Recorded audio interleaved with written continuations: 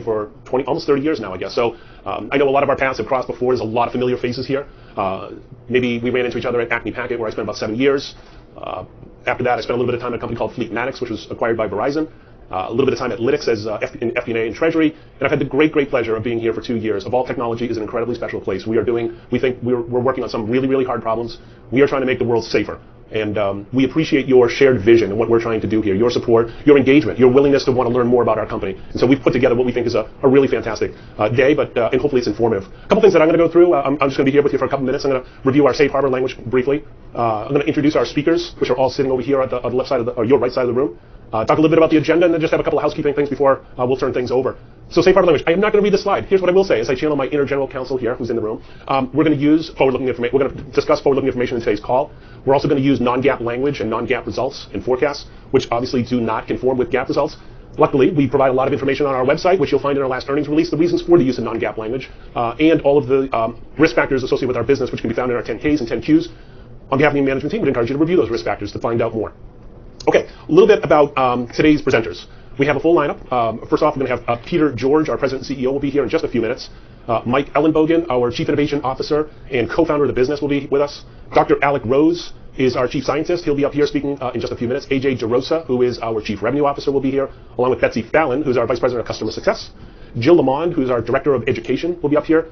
And then we've also got Anil Chikara, who's a co-founder of the business and chief growth officer, is going to lead us through a customer panel discussion, which we're really excited about welcoming a couple of our customers will be. And then Mark Donohue, our chief financial officer, will be up here in just a little bit later after the lunchtime. Briefly on the agenda, I think this agenda, can be found in a QR code, which is available on the loose sites. You'll see a QR code that'll unlock presentation material today. It will also unlock this agenda.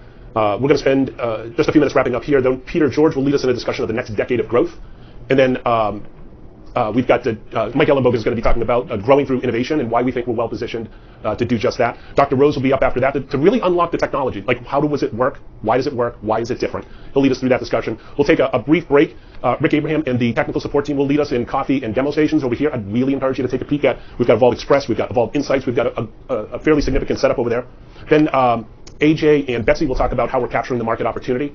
Encourage you to listen to kind of how we're attacking the what we think is a very significant total addressable market, and more importantly, how we're helping our customers overcome their challenges. Then we're going to bring Jill Lamond up here, who's going to do a case study kickoff, and she has an incredible story that I think you'll find incredibly compelling and really bring to life why we're doing what we're doing here.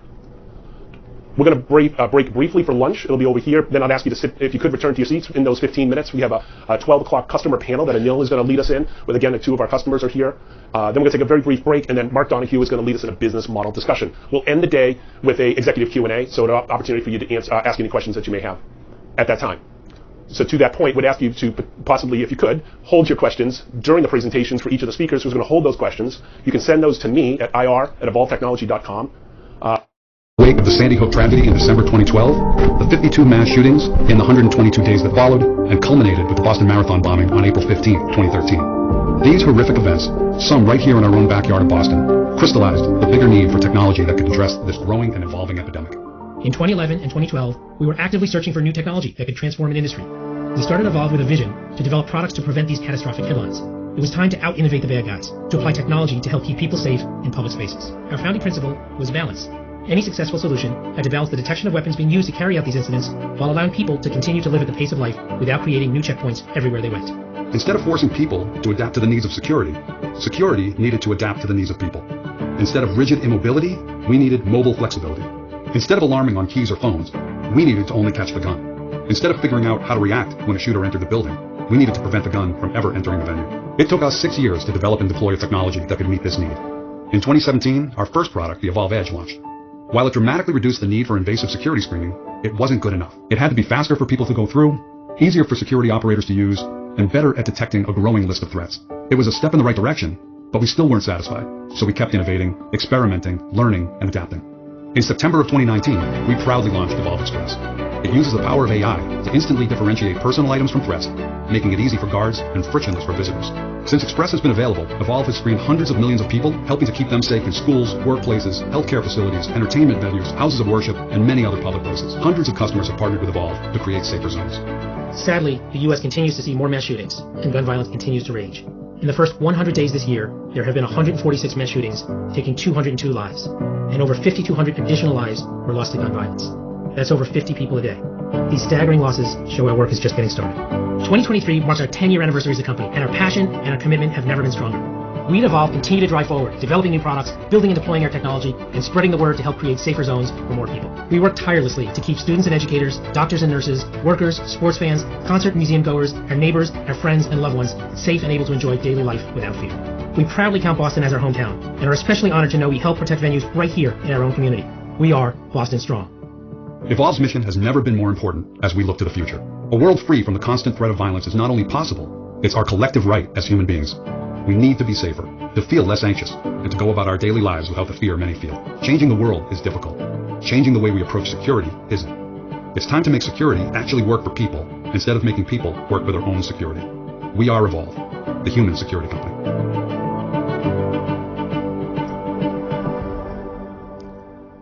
Ladies and gentlemen, please welcome Peter George, President and Chief Executive Officer.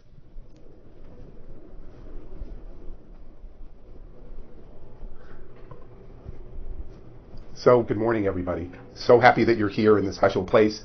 As Brian mentioned, this building has hallowed ground for everyone in Boston. And whether you love the team or not, you'll have to love Fenway. And we're so happy you came to enjoy this place with us. As you know, there's going to be a tour later on today, so we want you to enjoy that. You just saw a really important video for the company, and it talks a lot about our history. Today is about looking to the future. And we want you to get to know our team, which is part of what today's about, but also our product strategy, our company strategy, what we think is possible for the future of the company. Just as you saw in the video, all the great things that happen in Boston, sometimes bad things happen too. This happens to be ground zero for the Boston Marathon bombing, which was the inspiration for our founders to build Evolv. So sometimes in good places, bad things happen, but always the human spirit can overcome that. We're the human security company, and we'd like to think we embody that in Boston and being Boston strong. So I'm going to spend 30 minutes, I promise no more, talking about our plans, my plans, our team's plans, for building the most important company in the physical security industry in the next decade. Let me start by sharing with you a little bit of my background, and we're all going to get a chance to do this so that you get to know us a little bit. As you can see here, I spent about 30 years in the network security and cybersecurity space. About 25 years ago, I had the great privilege of running Bay Networks and Nortel Networks in Europe, Middle East, and Africa. My wife Diane and our 4 children lived in France for 7 years. Phenomenal experience, and we were part of the transformation of the fiber optic world while we were over there. When I got back, I led Crossbeam Systems, a high-performance firewall company. We partnered with Checkpoint. And then I had the privilege of leading Fidelis cybersecurity. Fidelis was and is a malware protection company. We competed against FireEye in the cyberspace. And in fact, when the DNC breach happened with the Hillary Clinton server, along with CrowdStrike and FireEye, Fidelis actually did the forensics work to discover that the Russians had compromised our server. So we were doing really, really good work in the cybersecurity world. And I got also a chance to see some very transformative companies when I was there. One of them is Palo Alto Networks. So does anyone follow or invest in Palo Alto Networks? Okay, a few people, right? Well, I was there in the early days of Palo Alto when they came out with this crazy thing called the next generation firewall. And Checkpoint had a stateful inspection firewall. And the point is, when they came, they were a hardware company with one product. They were an appliance company. And nobody gave them a chance that they would transform cybersecurity. 20 years later, they went from being a hardware appliance to a virtual appliance to a cloud company, and now a container company. They came from being a one-product company, 23 products, in 13 categories recognized by Gartner. They're now a $56 billion market cap company with $8 billion of ARR. And they transformed the security space, and today are the largest purpose-built standalone cyber company in the industry. Absolutely amazing. They did that to cybersecurity. We think we can do that to physical security. So, after 25 years of being in cybersecurity, if you're following cybersecurity, you've probably been to the RSA Security Conference in Moscone. I'm guessing you've been there. Well, I went there for 20 years. My last year, there were 5,000 companies, all hand-waving that they could stop the next SolarWinds breach. Overfunded area, and yes, cyber is really, really important. It's important to protect IP, intellectual property from advanced adversaries, but there's nothing more important than saving lives. And I got a chance, that got old for me, and I got a chance actually to meet Evolv, meet our co-founders, meet Dr. Rose. And when I learned about the lack of innovation in the physical security world, I was shocked. When I learned that to keep weapons out of places, that the only thing available was an 80-year-old metal detector, it became very, very clear to me that we could build a big, enduring, durable company for a long, long time. It was very obvious because this team Mike, Anil, Dr. Rose, and that founding technical team used all those technologies I was used to using in cyber. Advanced sensors, artificial intelligence, machine learning models, big data and software to solve the problem. And we have to compete against a metal detector? I'm all in. Let's go do that. So I joined the company 5 years ago, and I've been on this journey with the executive team, taking the lessons that we learned in our history. And for me, it was cybersecurity, watching companies transform and disrupt markets and get this company positioned to do the same thing. With great technology, with a SaaS model, with a high volume go-to-market strategy, all the things that we saw work, we're bringing here, and we're the only ones doing it. So we have a lot of confidence that we can have a decade of really, really good growth and be the human security company that we were born to be. So it starts with a couple of things. And you probably, if you came last night or talked to any of us, it starts with our mission, right? To make the world a safer place. And I can tell everybody here in the room that everybody that comes to the company and everybody that stays in the company, the number one thing we care and think about is that. Period. Right? Really, really important part of who we are as a company. The other important thing, other than our amazing people, is we have amazing technology, right? Sensors and software and artificial intelligence are getting people to space, are allowing cars to drive autonomously. Why shouldn't we be able to use that to keep the world a safer place? So as you can see in this diagram, early on, our technical team discovered that if we deploy a bunch of really great advanced sensors and sensor software and biometrics and computer vision, we add it to a corpus of data. Scans for us at 600 million. Nobody has those. We apply machine learning models so we can do things at scale and speed nobody else can do. And then we can put our system, Express, at the edge and make sure we can find weapons on people at the pace of life. That's how we do it. And you're going to hear a lot more about the technology as we go forward. Okay. 5 key messages I hope everybody remembers from today. The first one is we're a category maker and a world leader in AI weapons detection. We have a substantial lead right now in the industry. Our plan is to extend the lead. You can count on that from us. So AI weapons detection. Secondly, we have a really big market to go get. Right? This is a $20 billion TAM. $2 billion of it's regulated, but the rest is underpenetrated. Think about all those places, those schools, those hospitals, where people gather that always could get a metal detector, but guess what they did? Nothing. Because who wants the prison-like experience in their performing arts venue? So that's the market that we're going after. We have a deep commitment to product innovation. It starts with our product and our team and our technology, but it doesn't stop there. Not only do we have a great sensor platform in Cortex AI, but we also have a lot of digital capability. And I wanted to make sure that we're going to extend our digital capability. So we just brought into the company a great digital executive. He is our Chief Digital Products Officer. We went fishing on the West Coast pond to find him. Background at Disney, background at StubHub, background at Google, and he was head of products, digital products at Tesla. So, Parag, I'm going to ask you to stand up in the back. Say hi to Parag Vash, who just joined the company. How many weeks ago, Parag? 4 weeks ago. And I can tell you he's already come in and made a really big difference by listening, right, to learning everything Evolv. So we really welcome him. And I think you can expect to see some of the digital products I talk about, and probably a bunch of others we don't know about yet, to be part of our platform going forward. And then we're going to talk a lot about creating customers for life, right? Winning customers. We have them for 4 years, guys. We have a SaaS subscription for 4 years, and it's an unbelievable time to help them keep their venue safe, keep their students safe. It's an unbelievable time to have them buy more products from us and capabilities. All of them want more from us. You can ask the 2 that are here today, but they all want us to do more, because guess what? They're walking through our sensors and cameras and AI already. Do more for me. So we're going to try to do that and make sure that we expand our product portfolio and have a very, very high renewal rate for the company going forward. And then finally, and you're going to hear a lot of this from Mark at 1 o'clock, so everyone ought to be in their seats at 1 o'clock because we have a lot to tell you about this. But we're going to show you our plans, our strategy, and the financial plan for sustained long-term growth in the company, period. That's what we're focused on. And we've already announced to the market that we're going to get to cash flow break even in the next 24 months with $75 to $100 million of cash still in the bank. And at 1 o'clock, you may even hear that may get accelerated. We'll see. Guys, come on, come sit down. No worries. All right. Okay, so let me take you a little bit on the journey of where we're going in the future and just go along this ride with me, and I'm going to try to be crisp. But for us, a lot of this started during the COVID days. And you might imagine we started selling our systems before COVID, but during COVID, everything got turned off. As we were talking to our customers during COVID, we were seeing the following trends emerge in the industry, right? How do people coming out of COVID gather again safely, free from weapons and free from threats? How do we gather together in a healthy way, right? COVID weaponized people. There's a lot of mental illness post-COVID in the world today. How do we create a frictionless and touchless experience when we get together? Nobody wanted to stand in any line anymore or have anyone touch their stuff. So there's a new proxy to gather, right? That make it friction, make it touchless, and then know who I am. If data is the new oil, understand who I am and the data about me, so I can create a great experience for my VIP, but also a different experience if you're a high threat or high risk person. So those are the big trends that have been driving our growth. Okay, let's start with safety, because this is really important. You can see the stats here. You see it on TV every day. 2 mass shootings in America every day.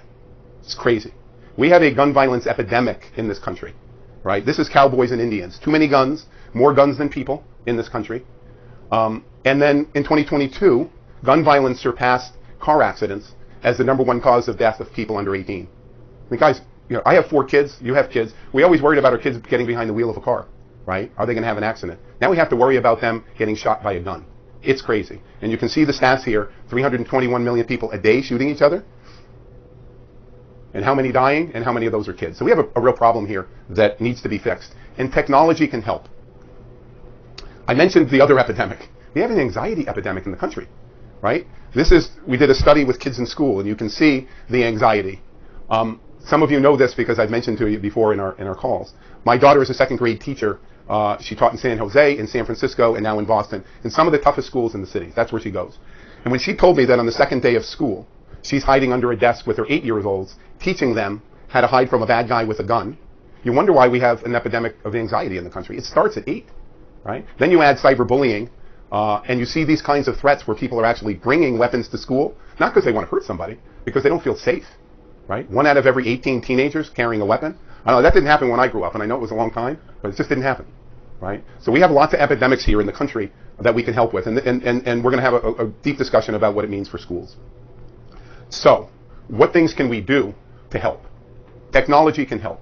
If the Second Amendment's not going to change, and we don't see that happening anytime soon, technology is helping the most important things in the world, right? Climate change and autonomous driving. Let's keep our people safe, and we can do that. So here are the challenges that our customers tell us every day, and again, you'll hear this, about what they're facing. Escalating threats. If you put that old analog technology in long lines in a prison-like environment, nobody likes that. You can't find people to work because they don't feel safe. And nobody has visibility into what's happening into their venue anymore. These are the challenges that our customers have. I started by saying technology can help, and we think ours can. And it starts with our platform, our digital platform. We're disrupting the physical security world with a digital platform. And this is our system architecture. Mike and Dr. Rose are going to talk a lot about this. This is all about prevention. This is our secret sauce, the coupling of sensors and AI and threat classification to identify the needle in the haystack. Because guess what? Most people aren't carrying weapons. And let's let those people come into the ballpark or the stadium. But let's use technology to find the people that do. And just completely flip the model. So this is our architecture. You're going to hear more about this as we go. But it's central to who we are as a company. Okay, so quickly on our technology. Many of you know this, but the sensor platform on the bottom, that's our sensor platform. We designed it. We have the patents for it. We can get 4,000 people an hour into a venue. Nobody can do that. This replaces 10 to 15 metal detectors. That sensor platform is something we designed. We don't build it, but we design it. A lot of IP in that. But the secret sauce for the company is the Cortex AI software. The ability to quickly identify 1 million data points when somebody's walking through the system, and please walk through it during the breaks, that's why it's here. We can quickly identify metal objects, but the magic is in our threat classifier that quickly and instantaneously determines is the object a threat or not. Is the object a phone, or is it a firearm? And we can do that instantaneously. And that makes us different than any other company in the industry trying to solve this problem. And flips the model, right, where we assume that everybody doesn't have a weapon until we find it. And you know today when you go into the airport or you have to come into stadiums like this, although the Red Sox are a customer, it's the opposite. We think you're a threat, and you have to prove you don't have a weapon just to get in to see the baseball game, right, or Taylor Swift, or anything you want to go do. It's crazy. So we're using technology to flip the model. Right? Completely flip it. And it changes the security experience, the fan experience, the student experience in a really, really big way. Okay, 2 more things on technology. We did this from the ground up, and we used cloud to help us. Right? Cloud is changing everything. Right? We have the ability through cloud management software, we use AWS, to manage the fleet of 3,000 systems we have across North America from one single point. To dial in remotely and do remote diagnostics. We can do preventative maintenance on our systems while they're up or down, and determine if a board may fail in a month and send somebody out to change the board. You wouldn't believe what our customers say when we're standing there saying we're switching the board to make sure your system doesn't go down. So really, really powerful capability in the cloud. And then finally, as part of our subscription, we do 4 software upgrades a year, And we can do that instantaneously with the hit of a button. All 3,000 get the upgraded software. Guess what? Super important because it makes you more secure. Efficacy goes up, and we can keep them current on anyone that's trying to defeat them. And then finally, if data's the new oil, we have data about everybody that comes to the venue. When they come, what their arrival rates are, what they're bringing that are threats. And we can send this kind of dashboard of data to our customers, particularly our sports customers love it, that at the end of a game, let's say at Mercedes-Benz Stadium, all 82,000 people are in, and our security people can see what they came in with, where they came in. They just have situational awareness about what's happening in their stadium. So really, really important. Data is really important. Okay. A couple of other statistics that we think is important. So we have all this technology. We have 3,000 systems deployed. So guess what we're doing? We're getting lots more data. So we scanned 300 million people in 2022. We've scanned over a lifetime 600 million, and this year alone we'll exit the year, we think, around 1 billion people. That scan data is really, really important because our systems get smarter over time. Right? It's a huge competitive advantage. By the way, this is a really hard problem. And what I mean by that, on April 1st of this year, we screened 1.8 million people. It was a Saturday, right? We had theme parks and stadiums and lots of 1.8 million people. The TSA that day, they post it so we know, screened 2.2. So at some point we're going to probably pass the TSA of number of people that we screened. I say it's a hard problem because, like in cybersecurity, and this is a world I lived in for 20 years, we have to stop the bad guy 1.8 million times. And guess what? They only have to defeat us once. It's an asymmetrical problem, and it's really, really hard. So we talk a lot about prevention. We found in 2022 176,000 weapons we prevented from going into places in our country. 90,000 guns and 70,000-ish or 80,000 knives, large tactical knives. It's a lot of weapons. But we're not going to find everything because security isn't perfect. And prevention, absolute prevention, doesn't happen. It didn't in cyber and it doesn't in physical security. Right? It's a really, really hard problem. But we can do a lot of good with technology, with layered security, with people, process, and technology to dramatically increase your chances of keeping weapons out, knowing you're not going to keep everything out. And that's the world that we live in as a company. Okay. You saw the stat on the bottom. For me, that was the big one. 450 guns per day. Now, people carry guns, particularly not in states like this one, but in other states they carry guns. And sometimes they don't need permits for it. So there's lots of guns out there. Okay. I'm going to pick up the pace a little bit. So when I talk about the digital threshold, think about our system in a doorway protecting the untrusted and trusted side of the network. Right? We call that the digital threshold. But best-in-class security means push the perimeter out and let's create that frictionless and informed experience for our fans. So that means what if we knew about you at the approach and we could create a really good experience in the venue. So today, we can do weapon screening, we can do analytics, and during COVID, we actually did elevated body temperature. Our customers asked us, could you find the people that have COVID? And we added some cameras and software to our system. We had people not come in with COVID. People aren't using that much anymore. But they want us to do more. So think about, on our digital platform, the other friction point in the stadium, besides screening, is ticketing. They're on your phone now, right? But still, you have to put it on the thing, and oftentimes grandma is trying to find the 5 tickets for their kids. It takes a while, and it backs up. If that could be face as a ticket, use biometrics to identify who you are, and you can go from the street to your seat without stopping, touchdown, everywhere, right? That's possible. On our platform or off our platform, and we're talking about what that could mean for our customers. But also other capabilities, as you can see here, threat intelligence, flow analytics, lots of things to make the experience really frictionless. Secondly, pushing the perimeter out and understanding who you are when you get out of the car. Is it a VIP and their family? Bring them in here. Or is it somebody on a BOLO list that we ought to know about? Let's know about that in the parking lot well before they get to the place they can harm somebody. So lots of technology that's available there. And then inside the venue, creating a frictionless experience. You don't need money to eat or to buy swag, and you never have to stand in a line anywhere. Those are the things that are possible. Those capabilities may be great for a stadium, but there may be other ones for schools, right? Some of the mass shootings that have happened, if we could identify, and we can do it through a connection to open carry video analytics, see somebody coming into a parking lot that shouldn't be here, and get out with a long gun, which has happened in many places, boy, we can create 20 or 30 seconds between when that assailant gets to the school. That can help a lot of people, right? So that kind of capability is really important at a school. Okay. That's all about venue security. Those are the things that we do today and plan on doing in the future. But you're going to hear today from the team, we have plans to repurpose our technology into potentially different form factors and participate even in bigger markets, open spaces and public markets, and we're going to talk about that. Okay. I'm going to talk about the TAM quickly. Big TAM. I mentioned 20 billion. You see the verticals we're focused in on. I think you know that 50% of our business is in schools. That's huge. 20% is in healthcare, 10% in professional sports, but there's a lot of slope to ski for us, right? We own 1 or 2% of these markets. These are big markets. The way we're going to go after them is in bite-sized chunks. There's a $6 or $8 billion opportunity in the states with the highest gun violence, in the schools with the biggest districts, in the healthcare and hospitals that need us the most. So we're going to go after those. So you can see the stats in each of the markets we operate in. Look at the number. There's 140,000 schools, everybody, to put our systems in. Why should kids in Charlotte, Mecklenburg, and Brian's going to talk about it, be safer than kids in other parts of the world? Right? Why shouldn't this system be in every school if we want to keep our kids safe? There's technology now that can help. And we get why you didn't want a metal detector, but we don't get why you don't want a technology like ours. Same thing in all the other systems. Our 70% of workplace violence, it happens in healthcare. It's our doctors and nurses, right? All the mental illness there. We can help, right? So that's a really big vertical for us. And you can see professional sports. Today we're in 35 professional sporting teams and stadiums, and there's a lot to do still there to change the experience for fans. So, you know, a lot of open field and not a lot of competition to go take this down, and we have the recipe to do it. This is what our customers say about us when they want to purchase our system. I'm going to let AJ take you through this in more detail. But it starts, everybody, with increasing their security posture. Job number one, right? And then all the other things that really matter. Again, I'll leave that for AJ. We are absolutely privileged to have over 600 customers in all the verticals I talked about. It is absolutely our privilege to partner with them. And we spend a lot of time making sure that they love our technology, but they love our company. And we wrap our people and our expertise around it. Because guess what? They're paying a 48-month subscription. That means every single day and every single week and every single month, we have to earn their business, right? This isn't a set it and forget it, buy it and buy some maintenance.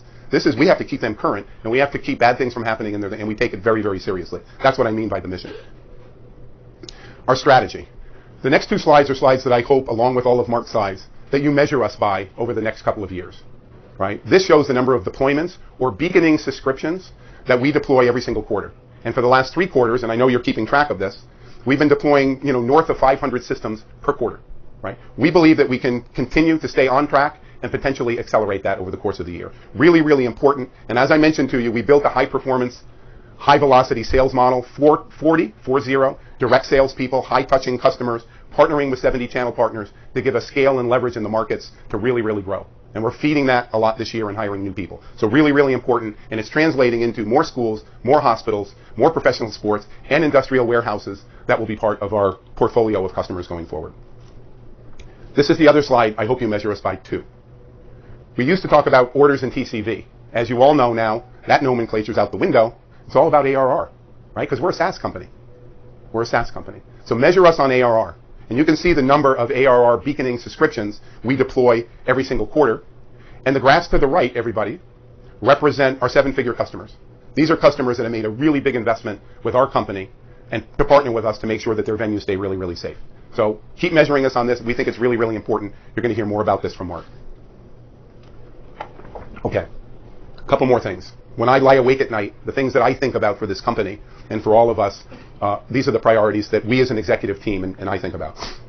Number one, execution on our land and expand strategy, right? There's so many places. In fact, there are 700,000 digital threshold opportunities for the company. In that $20 billion market, 700,000 doorways. When you go into a school, it starts with shrinking the attack surface, shutting some doors, but then you need a system in every one of those doors, right? The average number of systems in the last year has gone from 3 to 5. So we have 600 customers and 3,000 systems out. So think about the average or ASP, 5 systems per customer. Really, really important. So we have a lot to do to get our systems out to all the places that need us the most. So execution on land and expand, super important. Also scaling the business, putting the processes in so we can build a frictionless and highly optimized company. We can get operational leverage in our model. I think we're showing that through our growth quarter on quarter. We're hiring a few people, but growing faster than that, really important. And then talent. We have our HR executive in the room, right? Hiring really good talent and making sure that every Evolver is super talented and super committed. And I will tell you, you know, we're able to hire both based on where we are here in Boston, whether it's MIT or Harvard, or we have a really great education base. And I also learned, my 4 kids are in their 20s now. Young people want to go get a job that has a purpose. I applaud them for that. And because of that, we're able to hire some of the smartest data scientists, the smartest software engineers, really, really smart young people that want to come here. Right? They want to join a company, and they can join lots of companies in Boston or anywhere in the country or world, but they come to us because of what we do. Really, really important. 93% of our offers get accepted. So we're able to get really, really good people, and that's going to be an important part of our strategy as a company going forward. Customer journey, right? Making our customers for life. Buying more, wanting more, partnering with them, making their venue safe, super important. We're going to continue to innovate and work on the hardest problems for our customers. These are hard problems to solve. One of the reasons we don't have that much competition is because this is a hard problem to solve. How do you find weapons on somebody, concealed weapons, when they're moving at the pace of life amongst their keys and Yeti cups and iPhones? Super hard, right? Super hard to do. So we're going to continue to do that. We have to elevate our brand. I mean, one of the good things about our system, we build something that when you drop it, it makes a noise. It's a thing. So when people go through the thing, and in stadiums, 82,000 people in a football game experience Evolv. That's giving us enormous brand awareness in the markets we land in sports. In fact, it's part of our strategy, and AJ will talk about it. But go land in the major cities and the major stadiums, and then have 82,000 people in a football game every Sunday, and 42,000 people in a baseball game. Go through it. And the experience is so fundamentally different than standing in that stupid security line at the airport, or the line they used to be in because it was metal detectors. They want to have Evolv, because now you can. Now you can get really good security and maintain your fan, your student, your visitor experience and make it second to none. So really important we get that brand awareness. We have a great marketing team working on that. And then finally, supply chain. You guys asked us a lot last year about global supply chain. Is it impacting us? And we were able to use our strong balance sheet to forward order. We built and delivered over 1,500 systems to the market in 2022. Right? We want to double that this year. And we have a very good partnership with Columbia Tech. Mark will talk about this. They're based 30 miles from here, Massachusetts made and born, fourth generation company that gives us lots of confidence that supply chain will actually be an asset for the company, and we're going to be able to build the systems with some headroom that we need. So these are the priorities for me and the executive team that we're executing on in the next couple of years and for the decade. Okay, a couple more things. The moat. I mentioned we have a moat. It starts with our technology, right? Express, all the capability in Express. The 50 people that came with Mike from his background that built it, right? So it's technology, but it's also people. Dr. Rose is going to talk about 100 patents that are part of this portfolio, right? This gives us a lot of confidence that we can continue to innovate on the technology side. I mentioned a high-performance SaaS go-to-market team and model. We're going to continue to feed that and capture the demand out there because there's a lot of demand, right? We have 450 schools using our systems. There's 135,000 and change more to go get, and we're going to go do that. So really, really important on go-to-market. I mentioned 4-year subscription. It gives us an opportunity for our customers to love us.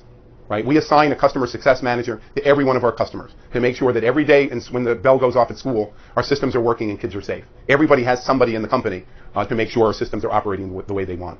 And then we have 600 customers, but I also mentioned to you that we define one customer as a customer with lots of systems. So our largest customer has more than 160 systems. We count that as one customer. Right? So think about the number of customers and number of systems that we can deploy going forward. Final thought.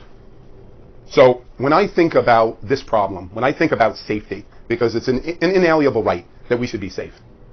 Right? If it's a right you can carry a gun, that's fine. But shouldn't it be our right that we can be safe when we gather together?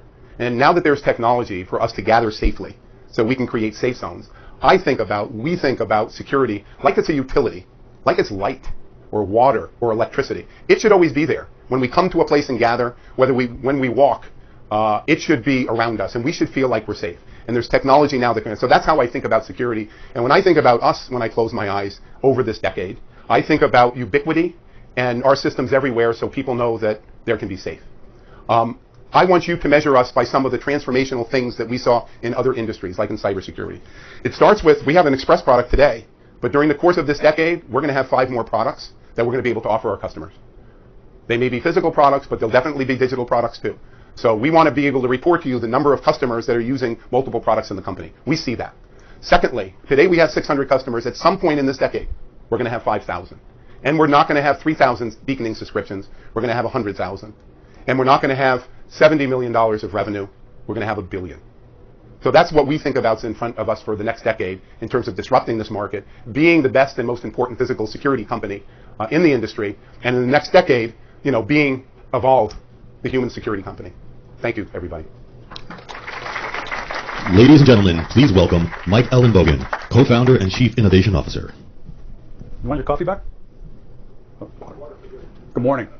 It is an honor to be here today with you all, with this team, at this location as a Boston born and bred person.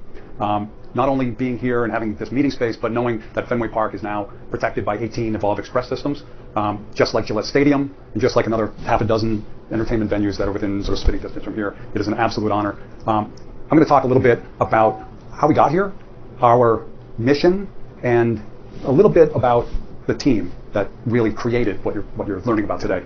I'm going to go a little bit deeper than you normally would in a bio, because the journey that you see here from Vivid Technologies to Reveal Imaging to Evolv shares a lot about who we are, what we do, and why we do it. In 1988, Pan Am Flight 103 blew up over Lockerbie, Scotland. So this was a flight that left Hamburg, Germany, through Heathrow, was about an hour delayed getting out of Heathrow. There was a bomb in a suitcase. It was about this much C4 plastic explosive in a boombox, in a checked bag, in a suitcase in the belly of that plane. And because that flight was delayed, it blew up over Lockerbie and not over the middle of the Atlantic. It was heading to New York. Some of us remember I was part of a team that started to look at technologies that might be available to address this, because in Europe, the regulators decided because of this one event, they would start to screen all of the baggage going into the belly of the aircraft, all the checked baggage. And the only tools that were really available at the time were what we call conventional X-ray machines. Basically what you've seen with, bag goes through, you've got an operator staring at a screen, next. And the only way to deal with all the checked baggage at a place like Heathrow was to fill up the lobby with conventional X-ray machines and people, labor, and hassle, and friction. So we worked very closely with BAA, British Airport Authority, the guys who ran Heathrow and Gatwick and a bunch of other airports in the UK, and developed a technology coming out of the medical industry that could automatically look for explosives in those suitcases. And we built it into the conveyor at the airport. So you'd check your bag in like normal, the bag would disappear behind the wall, it would then go through one of these machines, all automated, and only if it went through multiple stages would that bag have to be searched by a person. It was very efficient, it was very reliable, and what it really was instead of the airport reconfiguring itself to deal with security, we changed the security technology to work the way the airport wanted to.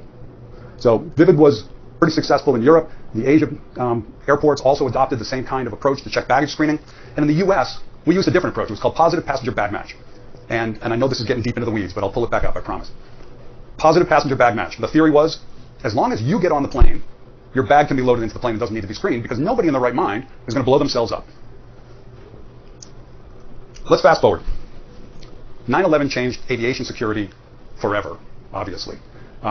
We had taken Vivid public. We then sold the company to PerkinElmer.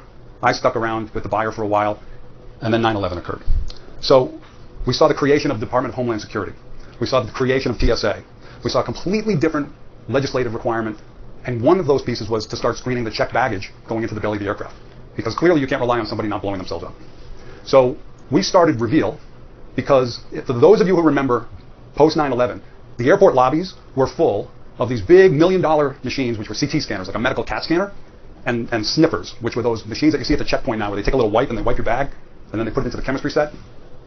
And you would check in, you would schlep your bag over to the pile in front of the machine, and TSA would be there running these through the machines. Anybody remember that? Bad memories? Okay. And the solution that TSA started looking at was take the systems and build them into the conveyors, just like the Europeans did with the Vivid machines. So we'd seen this movie before. And oh, by the way, American airports are built in a completely different way than European airports. And Logan Airport alone spent $150 million to retrofit the conveyors and do construction on 3 terminals, and then took about $60 million worth of equipment from TSA and put them into those conveyors. Obviously now, rebuilding every 450 airports across the US was going to be hugely expensive. So Reveal, this group that came back together, we pulled that band together, that Vivid group, into Reveal, this team of people that knew how to solve these hard detection challenges, build systems that have to work in this environment all day, every day, and deal with this. And we rethought this problem. We said, if we could make a smaller, cheaper, lighter CT scanner, right? So a new geometry for a CT scanner that really shrunk it down, we could, instead of like a mainframe approach where you're bringing everything to a few scanners, sprinkle a bunch of them around the airport and bring the bags to where the airports already want to bring the bags. And the reason this is important is it got rid of all that construction cost. Hundreds of millions, billions of dollars that had to be spent to reconfigure airports and construct new conveyor systems. It's like putting a new septic system on your house, right? So Reveal was successful at developing that. But if you're seeing a theme here, which is don't change the way everything operates, change the security technology to fit the way the customer already wants to operate. So we developed that system. We got through the TSA certification process. And in the year we started shipping, the year after we started shipping, we shipped more than our 2 competitors combined because of that, because of the way we rethought and took that approach of don't require everybody to change what they do, change the technology to fit the way people actually want to live at the pace of life. And our competitors at the time were GE and L3. What's interesting about aviation security is a single event can change the entire landscape. So 9/11 clearly was a significant single event. But unless you've got TSA pre-check, you're still taking your shoes off because Richard Reed, the shoe bomber, tried to blow a plane up with a shoe bomb. Again, unless you've got TSA pre-check, you're going to go through that body scanner, right? That millimeter wave body scanner, because Abdul Muttalib tried to blow up Northwest Airlines flight that was coming into Detroit in December of 2009, blow that up with an underwear bomb, right? A single event. In 2010, those body scanners were rolled out across U.S. airports. We can't carry liquids through the checkpoint because of a liquid bomb plot coming out of London in the mid-2000s. So the reason that the entire landscape can change and the security technology gets driven is because there are single bodies that regulate how the airports have to work and what they have to do. So you've got TSA as the 800-pound gorilla, They set the standard, they test the equipment to the standard, they purchase the equipment, they deploy it at the airports. Same in Europe with a group called ECAC and a similar one in Asia Pacific. So you have these governing bodies that are making these decisions, setting a bar, and holding everybody to that bar. In February of this year, there was a bomb detected at Lehigh Valley Airport in Pennsylvania, a little airport in Pennsylvania. There's a bomb in the rollerboard suitcase. And probably didn't get much press. Those of us in the industry heard a lot about it. My friends at TSA let me know that this bomb was detected by a reveal machine. So one, it's great to know that the system works. Two, we're proud of the fact that our technology worked. But this is the only event that I'm aware of that happened on US soil since 9/11. Single event, one. We've spent billions and inconvenienced hundreds of millions and billions of travelers. And I'm not saying it's not important to protect aviation security, but there's a single attack, a single event. Sorry, let me back up for just a second. So most happy venture capital stories end in a sale of a company. So we sold Reveal to SAIC in 2010. Again, I stuck around for a little while, but then left. And when you have a successful exit, you get to hang out with the with the VCs. So I became an EIR with my partner Anil Chikara, who's sitting over here. Anil had recently sold his company. I had recently sold my company, and together we decided to partner up and figure out what we want to do next. And that journey was looking at sensors and software, cloud software, that could disrupt an industry. And we looked at a broad swath of different industries to do that. So that was in 2011, 2012, and into 13. In December of 2012, the Sandy Hook shooting happened.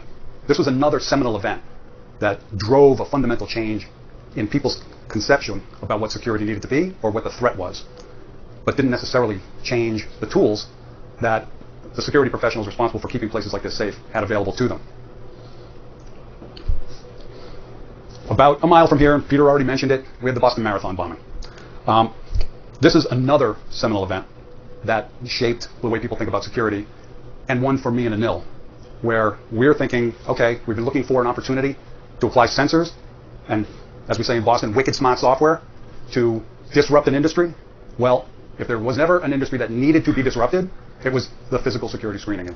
And there's a surprising amount of overlap between the needs to protect a school like Sandy Hook and the needs to protect an event like the Boston Marathon bombing. You wouldn't assume that is, but there's a lot of similarities there. The focus for us was, can you create a solution that addresses the needs of this unserved market? There is no governing body that tells anybody what are the requirements for protecting a public event, what are the requirements for protecting a school, a hospital, a workplace. There is no single unifying government body. So one event doesn't change the market like it does in aviation security. There isn't a spec, there isn't a standard from TSA or the National Institute of Justice, right? The group that writes the specs for metal detectors for prisons and for courthouses. It doesn't exist. But clearly there was a need.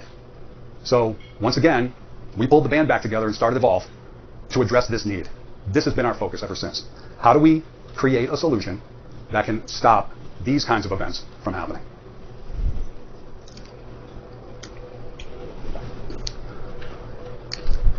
So I mentioned one event that I'm aware of in aviation security. This is, you see, Peter just showed you this, right? Almost 2 mass shootings. So 4 or more people killed or injured every day in the United States. That doesn't count the thousands of other shootings that occur at places of work, in the streets, and elsewhere. This is top of mind for the security professionals we work with who are trying to protect their venue. This is the problem we set out to solve. Up until Evolv, if you wanted to provide real security and create a safe space, well, you really had to sacrifice visitor experience. And if you valued visitor experience, then you really couldn't do much in the way of security. You might hang a few cameras, you might have a guard, kind of an imposing guard standing there, but you're really not going to be able to do much in terms of making sure people aren't carrying threats into that facility. We call this the protection paradox. So the tools that were available were the walk-through metal detectors, hand wanding, you've seen this all over the place, bag checks, and it creates, anytime people would try to do this at any place with flow, it creates a line that goes around the block. And it just wasn't acceptable. And we have a number of customers who tried to deploy metal detectors years ago. Maybe there was an event that drove that. Maybe there was a headline level event. They went out, they got the metal detectors, they operated them for a week or a month, and they pushed them aside because they just couldn't deal with the friction that they were creating at the front door of their museum, where people are coming to have an enjoyable day. They're not going to wait in line. You've got to go to the airport when you got to fly. you have to go to a courthouse when you got to go to a courthouse or a federal building. You don't have to go to a stadium. You don't have to go to a number of the types of venues that we now support. Our focus was, can we create a solution that provides a high level of security but doesn't sacrifice visitor experience and operates at the pace of life? So we did, but it took us a while to get there. So I just want to share a little bit about this journey. When we started the company, we licensed a technology called metamaterials out of Duke University. And the idea, metamaterials are kind of a cool way of steering waves. And the idea was we were going to make a millimeter wave scanner, just like the body scanner at the airport, but it was going to be like a flat screen and screen people just as you walk by. And we hired this very promising young man who had, the ink on his PhD hadn't dried yet. His name's Alec Rose, and he sits over there. He's our chief scientist. Came out of that lab at Duke, and within the first 6 months said, yeah, this isn't going to work.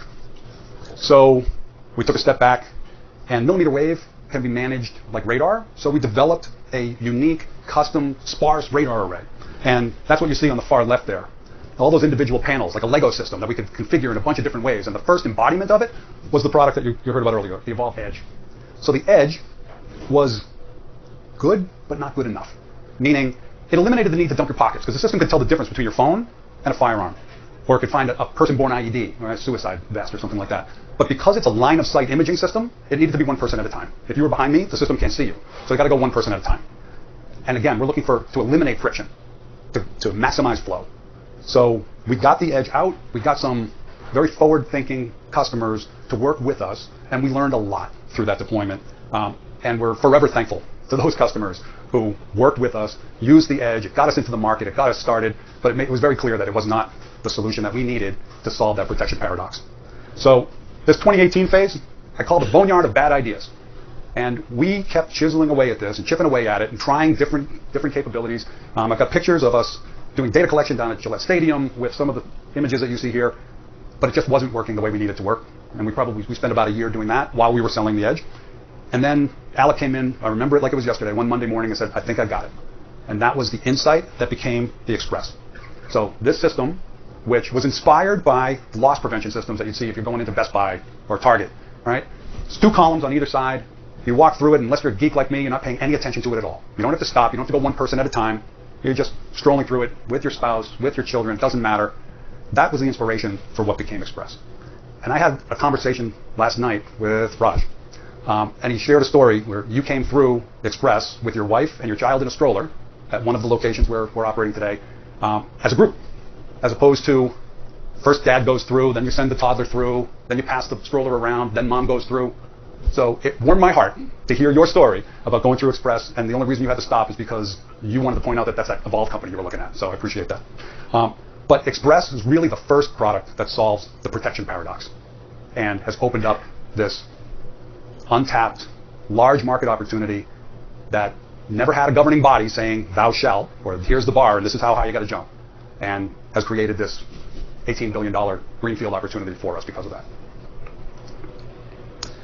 As part of developing Express, we developed a digital platform that Peter was talking about. And I want to go into one more level deeper than Peter did, as he discussed what is in this platform. It all starts for us right now with detection. For detection, you need sensors of some type. So we developed a custom set of sensors that are in the Express for concealed weapons detection. So this top layer is our sensor layer. So we're now taking that concealed weapons detection that's embodied within Express and looking at new form factors that we'll talk a little bit about of how we can make this applicable to even more markets outside of just that front door of the venue. In addition, Peter mentioned brandish weapon detection. And if you think about a school and how we make a school a fundamentally harder target, there's 3 things we got to do. You need to minimize the number of entrances and keep the doors locked when they're not in use. You have to detect a concealed firearm, because most school shootings are happening with somebody taking a gun into that school, like in a backpack or in a otherwise concealed. And as we've seen recently, both in Uvalde and in the Covenant School shooting in Nashville, you want to know if somebody is openly carrying or brandishing a firearm as they're coming toward one of your entrances. If you can accomplish those 3 things, you've made that school a fundamentally harder target. And that same thing applies to hospitals, to workplaces, elsewhere.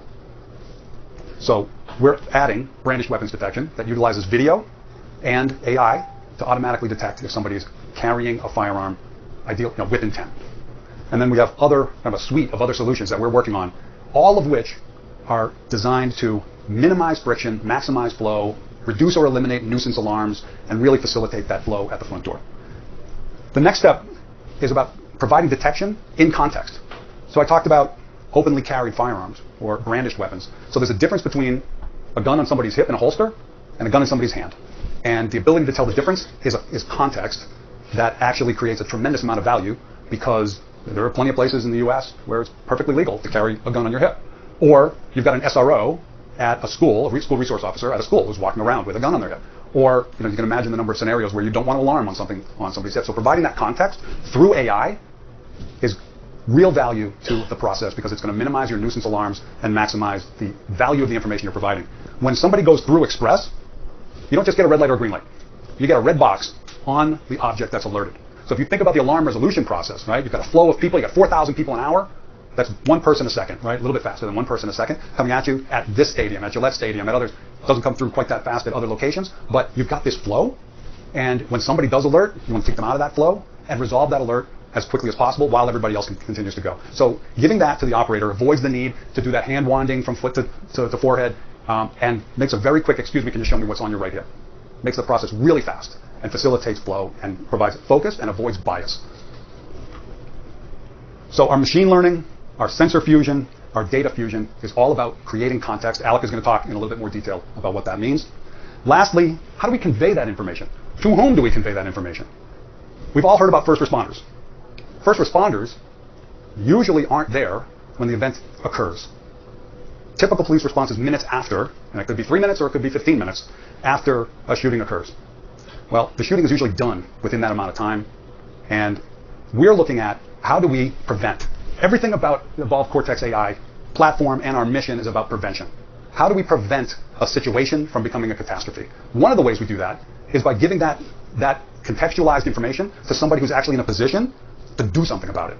So if you imagine the operator at an express at the front door is getting immediate information as people come through, what if we were to tie in the output of that video-based open carry detection or brandished weapon detection to that same tablet, to that same operator who's standing at the front door, is actually in a position to take action and prevent that situation from becoming a catastrophe? That action can be simple. Lock the door. Get those kids in. Lock the door. And the goal here is to provide time and distance, right? If you can give 20 seconds of alert, you can actually do something to prevent loss of life. So conveying that to this concept of a first reactor as opposed to a first responder, and then bringing other information as needed to that person who can take action and do the appropriate things at the appropriate time to make a difference is valuable. Lastly, tying into the rest of the security ecosystem. So if you look over here, you'll be able to see we have business analytics running. We've got to tie into a video management system that you can go see. Peter mentioned watch lists and VIPs, identity ticketing. These are all potential third parties that we can tie into, and we already have connections to many of them. Top to bottom, the digital platform really moves us further and further toward that completely frictionless experience. Our customers, you just heard the statistics, I don't have to repeat them, but screening close to 2 million people a day. We found over 100,000 weapons last year. They're keeping people safe. We've spent most of our effort to date focused on venues, focused on the front door of the venue. Just want to spend a minute talking about going beyond the venue to open spaces and public spaces. We have a very close working relationship with the City of Detroit and the Detroit Police Department. They are using Express today to protect large public gatherings. The middle image is the annual Christmas tree lighting. They get hundreds of thousands of people that come to Campus Martius, which is their Times Square, through a perimeter protected by Evolv to witness the Christmas tree lighting. They're using it for the Detroit Auto Show for the 4th of July fireworks. And the headline after last year's 4th of July fireworks, the first ones where they used Evolv, was no shootings at this year's 4th of July fireworks, first time in 5 years that they haven't had a shooting at the fireworks. So they're taking the technology and applying it to big public events. They're also using it for areas like, if anybody's familiar, the pedestrian area in Greektown, downtown Detroit, at the nightclubs. They're using it for community events like block parties, high school football and basketball games. So you can see a breadth of different applications helping the city of Detroit significantly reduce and start chipping away at a core gun violence problem. We'll be taking that to new form factors that fit into the cityscape and beyond over the next couple of years. I'm going to speed up a little bit. It's been 20 years. If you see something, say something at every bus terminal, at every train station. It's getting a little ratty. Not sure how well it's doing in terms of helping or saving lives. In 2008, the Department of Homeland Security introduced the Run, Fight, Hike tool that's going to help save lives. I'm not sure how much value that has created, but it's what we've got, right? Well, anybody, children in the audience, by show of hands? Anybody's children go through active shooter training at schools? So I've got 3, and they've been doing active shooter training since they were in elementary school. Peter talked about anxiety, talked about what we're currently doing to our kids. Jill Lamond, who's our Director of Education, will talk about what we're doing with schools and some of the impact this is having. But in my opinion, this is a symbol, this is a sign that our industry has failed. And it's failed because for too long we put the burden of security on the potential victim. And my personal North Star, as I think about where we want to go at Evolv, is to someday get to the point where the likelihood of a shooting in a school is so low that the school administrators kind of look at each other and say, do we really have to keep doing this? Maybe we can stop doing active shooter training for 8-year-olds in the classroom. It's crazy. It's necessary today, but we can do better. Our mission and vision is a safer world for people to live, work, learn, and play. And we believe we can accomplish that with this suite of integrated digital products and AI. And enable a world where people don't have to adapt to the needs of security. Security adapts to the needs of the people. We're the Human Security Company. And thank you very, very much for being here today with us. Appreciate it.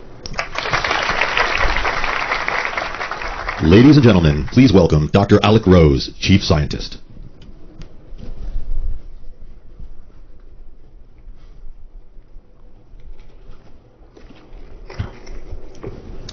Thank you. Good morning. I'm Dr. Alec Rose, Chief Scientist at Evolv. So my training began at Duke University under the tutelage of Dr. David Smith in one of the top electromagnetics labs in the country, focused on metamaterials and one of the few academic labs with a long track record of commercially successful innovations. And I've been working on electromagnetic sensing and algorithms ever since. And it was at Duke in 2013 that I first met Mike and Anil. And they liked what we were working on. And they asked me how I would feel about coming up to Boston with them and working on some of the hard problems in physical security. And you probably have heard us say this a few times. They are hard problems. But it is a privilege and a little surreal to stand here 10 years later at Fenway Park and look at the fruits of that labor protecting this alongside dozens of other stadiums. And it's a privilege to be here and get to share a little bit of that technical story with this accomplished group, and hopefully give you some insight into the core technologies, not just Express, but the core technologies we've developed at Evolv and how we are shaping them for the future of physical security. So Mike can really give the human aspect of the problem that we're trying to solve. In a picture, I wanted to show the technical problem we set out to solve. How do you protect people and crowds in a world where the available technology is so out of sync with the threat landscape and the consumer electronics that's sitting in everybody's pocket in 2023. Turned out cell phones didn't keep getting smaller, they started getting bigger. The answer was grabbing a fresh piece of paper. And in the process, as Mike said, we touched onto a lot of different technologies. We gathered expertise in some pretty esoteric fields, going into the metallurgy of firearms, material trends in consumer electronics, and PBIEDs, not to mention crowd flow, dynamics, reaction times. It took a lot of pieces to come together. Part of why we say this is such a hard problem is because there was no one lightning strike between where we were and where we needed to be. Fast forward 10 years and 100 million in R&D later, and there's two particular pieces that we really have to show for our labors that I'm proudest of. One is the industry's preeminent technical team. And just like our management team, it's made of a combination of insiders and outsiders. We have folks who have been in the security industry and baggage screening for decades, alongside physicists like myself, computer vision engineers, AI scientists, and you'll hear the term mission-driven a lot today, and I want to add to that unselfish. This is a team that didn't care. We went out of the way to find folks who didn't care if they were working on the latest and greatest research paper out of MIT, or if the right technology was a hamster and a wheel. We were going to ship hamsters and wheels. It was about solving the problem with whatever practical means were at our disposal. And along the way, we've come to boast the industry's strongest IP portfolio. And it touches on important areas in this field like biometrics, autonomous and human-assisted decision-making. Well, if you took a good picture and happened to catch something that said Red Sox, maybe they'd figure it out. If you didn't, maybe you don't know. But if you took a video and gave that same video to somebody, they'd have a much easier job. There's more context. There's more information. They can stitch it together. Context is going to be a theme that keeps coming up. Our system works like video. Our system takes and aggregates information, and that's how it generates context it needs and the confidence to make the decisions and discrimination that it does. Nevertheless, all of that data, when you're using video and aggregating data, you're dealing with that much more data, and you still need to process it fast. We process it and render a decision in under 250 milliseconds. And if there's no threat detected, nothing happens. And that's the beauty of the system. We get to put this number up here that we're really proud of, 600 million visitors. The vast majority of those visitors going through our systems, going to the venue that they're excited and planned a day around, never had to break stride. That was an inversion of traditional security. Even if you don't flyer on a scarce resource. How could we possibly watch that happen and think physical security is special or immune from that process? It might not occur to you, but when you look at the threat landscape of physical security, it's dotted with men and women who have received decades of training. But it's one stop along that journey. So let me walk back to Mike's concept of prevention and the 3 required actions to accomplish prevention. I promise this is the only formula I'll talk about today. They made me take out all the other ones. Prevention equals detection plus contextualization plus conveyance. You need all 3 pieces. And to do those 3 actions, we have 4 core technologies at Evolv: electromagnetic sensing, computer vision, IoT, and artificial intelligence. And it's how these technologies, it's how we have approached these technologies and synthesized them together that lets us perform these actions. So let's start with the paramount thing that probably most people think about when they think about Evolv. We detect concealed weapons. And we do it through electromagnetic sensing. And I think the best way to get across what's different about Evolv is to start with what came before. So if we just talk about metal detection, well, and I rank a bunch of objects by total metal quantity, I get a messy line like this. And if I want to find knives, great. I'm going to find everything else to the right of it too. And for about 50 years, when we talked about innovation in metal detection, you were mostly talking about moving further and further to the left of this line, finding a smaller and smaller razor blade. But we don't live in a society that is suffering an epidemic from razor blade violence. The driving motivation behind our choice of RF spectrum and sensors was to access additional dimensions of data to maximally separate these objects. And what I mean by that is shown here graphically by actually introducing new dimensions of data that we can extract out that make these different objects and different categories pop and can let a machine tell the difference automatically in a red light, green light fashion. A familiar analogy might be the difference between X-ray, medical X-ray and CT technology. They might rely on similar principles, but by the time CT has computed all the extra data that it has available, put together all those dimensions, you have visualizations and diagnostics powers that are just not possible in X-ray. You can call X-ray and CT screening both X-ray technology, but they let you do fundamentally different things. And it's the same with what Evolv's done in electromagnetic sensing. And how we do this is through a sensor suite that we built from the ground up. We had to pick the sensors anew, we had to pick the spectrum anew. Our fields are capable of sensing both ferrous and non-ferrous metals, and they're actually optimized to highlight the differences between metal types and metal shapes. And as I mentioned earlier, we exploit motion to track these objects and aggregate data over a 3D volume, pinpointing threats in real time with accuracies that we can measure in inches.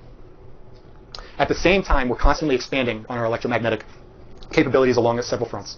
Our training data sets, an AI company, you live and die by your data, and our training data sets have been expanding exponentially over the last 3 years, owing to our growing customer base and our investment in R&D. At the same time, we are continually revisiting the RF spectrum we use, looking at ways to expand it. We already have an industry-leading, what I believe to be an industry-leading large relative bandwidth, and we're looking at expanding that, pulling out secondary, tertiary features to further reduce nuisance alarms. And lastly, what I want to talk about that we're doing in electromagnetic sensing is making the main components of our system flexible in a way that lets us explore new form factors that can fingerprint to the different use cases. It turns out security is not security is not security. Every venue perceives different threat profiles, different threat vectors, has different visitor experiences in their mind, and has to solve a fundamentally different security problem.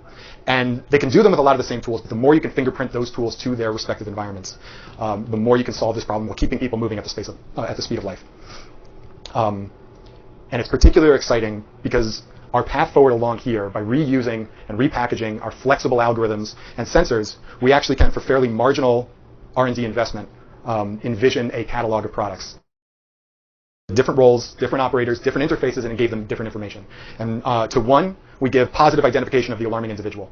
And that allows them to pull that one individual out of the flow of traffic without disrupting the rest of the flow. That's what we mean by parallelizing security. To the second person, we give a directed search. Through data fusion, we're able to tell them exactly where on the person to search, reducing friction between them and the customer, them and the visitor, and speeding up the entire process. And plan on capitalizing on these advances in our next generation of products. Now, moving on a little bit from these detection-focused technologies, I want to talk about Internet of Things, or IoT. Express was developed from the very beginning to be a connected cloud system.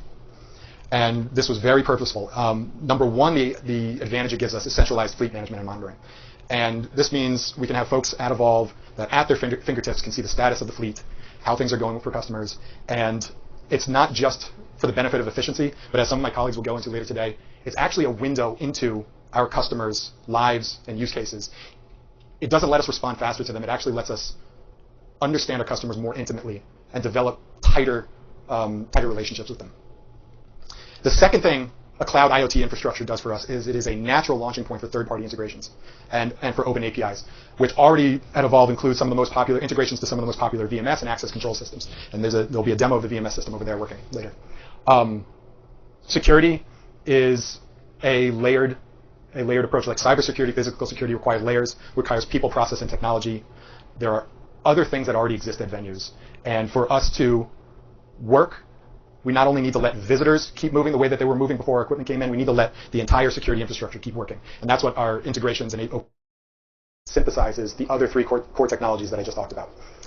Toolboxes and GPUs might be the cogs that make AI go, but the right sensors, the right contextual information, an ever-growing data pipeline, that's the fuel that supercharges AI growth. By being first mover in the AI-powered concealed weapons detection market, and by investing heavily in IoT and cloud infrastructure from the get-go, we're in a position to capture and maintain data supremacy. And then the follow-up question is then, what are we going to do with that? And I want to bring us back to Evolv's AI North Star that I discussed at the beginning. AI we're making are about not just express, but bringing prevention beyond the threshold. Thank you all for your time, for being here, and for letting me share some of our technological journey and where we're headed with you.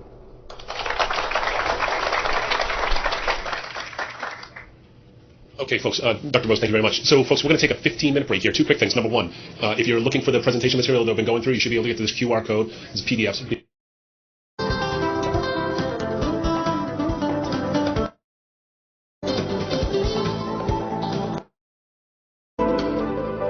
Okay, folks, we're going to go ahead and get started. If we can all take our seats, please.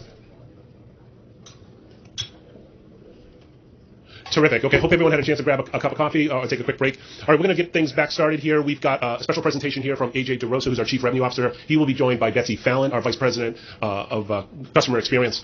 So with no further ado, AJ DeRosa. All right. Hey, everybody. So everybody that's from New York, New Jersey, you actually have a representative here. I'm a Jersey kid and Yankee fan. And the reason why I bring that up is because I'm also a fan of Fenway. I believe this is the greatest stadium in the entire country. And to be here right now doing this on Analyst Day is even meaningful for a Yankee fan. And partners, technical sales and support. These are our solutions engineers, our pre-sales. These are the people that bridge the gap between our customer and engineering during the sales process. Customer experience, this is where that user journey and that loyalty journey really resides within Evolv. And as I said, Betsy Fallon will spend some time there, and that's where our customer success managers are, that's where our tech support is, that's where our field service engineering is, and that's also where some operations live. And then last but not least is the SDR team. This is our sales development representative team. They are the ones that are consistently doing outbound and inbound demand generation to make sure the top of funnel is there for us and the account execs in order for us to execute on. So, key challenges. So when I think about challenges from a go-to-market approach, I think about pain points. I think about problem sets, right? And Peter went into this a little bit. One of the challenges we have for our customers, ever-increasing threat environment. We see it every day, we hear it every day. The other piece is customer experience. As that threat level goes up, more security happens, there's going to be, customer experience is going to be a challenge. Them very specifically. And lastly, and most powerfully, are the referrals, right? The fact that our customers would actually be here with us today to talk about us and actually refer us to other customers and have conversations with our customers to provide our ability to have those conversations with them. And what that does, it arms our sales organization and our partners to be able to have brand awareness, to be able to create demand generation, to capture, qualify, and close those things within our pipeline. And then over time, as they're a customer for life, be able to renew them and capture that revenue ongoing. Now, one thing we've figured out over the last 16 quarters is that we have a very prescriptive way of running our pipeline. We know now that we need 4 times pipeline in the beginning of every quarter. We need 3 times pipeline that following quarter and 2 times pipeline the quarter after that. If we're set up that way, we are very confident that we can hit our numbers and we can forecast appropriately because we've had lessons learned over those 16 quarters. So Peter talked a little bit about why customers choose Evolv Express. I'm not going to talk about that because you can see why they choose it. What I want to do is I want to take you through the day in the life of a customer conversation or a prospective customer conversation. The first conversation we have with a prospective customer is a qualification question. That qualification question is, have you decided within your organization or your facility or your school or your hospital to actually screen for weapons?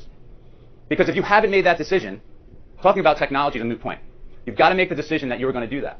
When we talk about Fenway and we talk about sports and entertainment, they've been screening forever. Their clientele and their patrons have always been safe.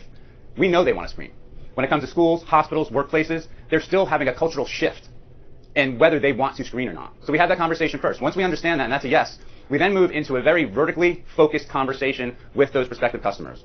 If it's a school, we have a conversation in one way. Jill's actually going to talk about that a little bit and kind of what's the emotional context there? What type of empathy do you bring to the conversation? It's really about how you enter that conversation with that prospective customer that's so meaningful and impactful, and what differentiates us as an organization, because we can have those vertically focused conversations and informed conversations. We'll talk about how we do that in the verticals.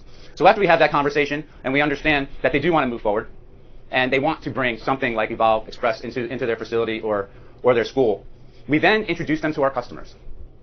We ask them if they'd like to visit a customer site and see it actually work in action. And more importantly, what we can do is, as we bring them to a customer site, we can back up and we can have our customer talk about what we do and how we do it. It's really, really important, because that customer can have an intimate conversation with them that we cannot have as an organization sometimes. So they can have that conversation. In addition to that, they may actually choose to, in addition to that conversation, do a proof of concept or a demo, where we'll actually work with our partners or ourselves and actually put a system on site so they can see it work within their own venue and their facility.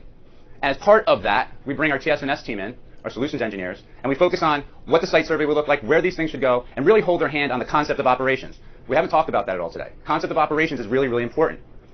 It's the experience that we provide to our customers that comes from the concept of operations. How you build it, how you put it in, the way you walk through it is really, really important, because it's going to be different in different configurations. So we take them through that, we document that, and we make sure they have the confidence in order to use that.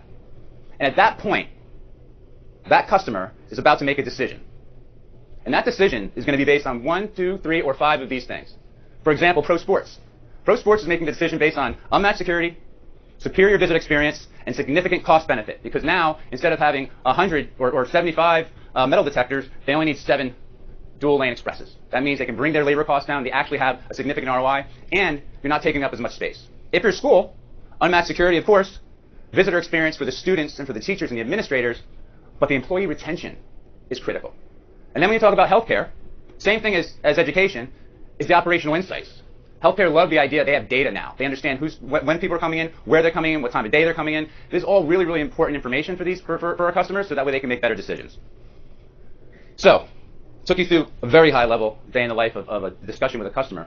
Now I want to take you through how we actually organize to capture the market opportunity.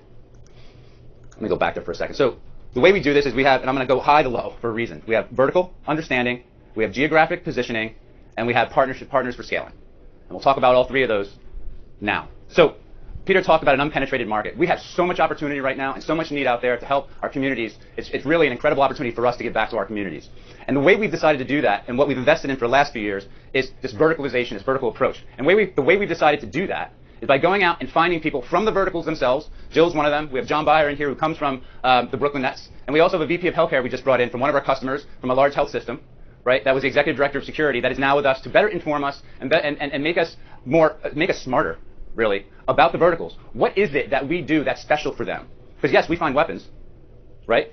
But why is it important to them? What is it doing for them that differentiates them from that vertical? In education, Jill will talk about that, right? So there's lots of different things that you look at, and when you take in these verticals, and when you have a better understanding of these verticals, what then you can do is have a better idea of the market dynamics behind the verticals. Each vertical buys differently, right? And partners differently. Some verticals take longer than others.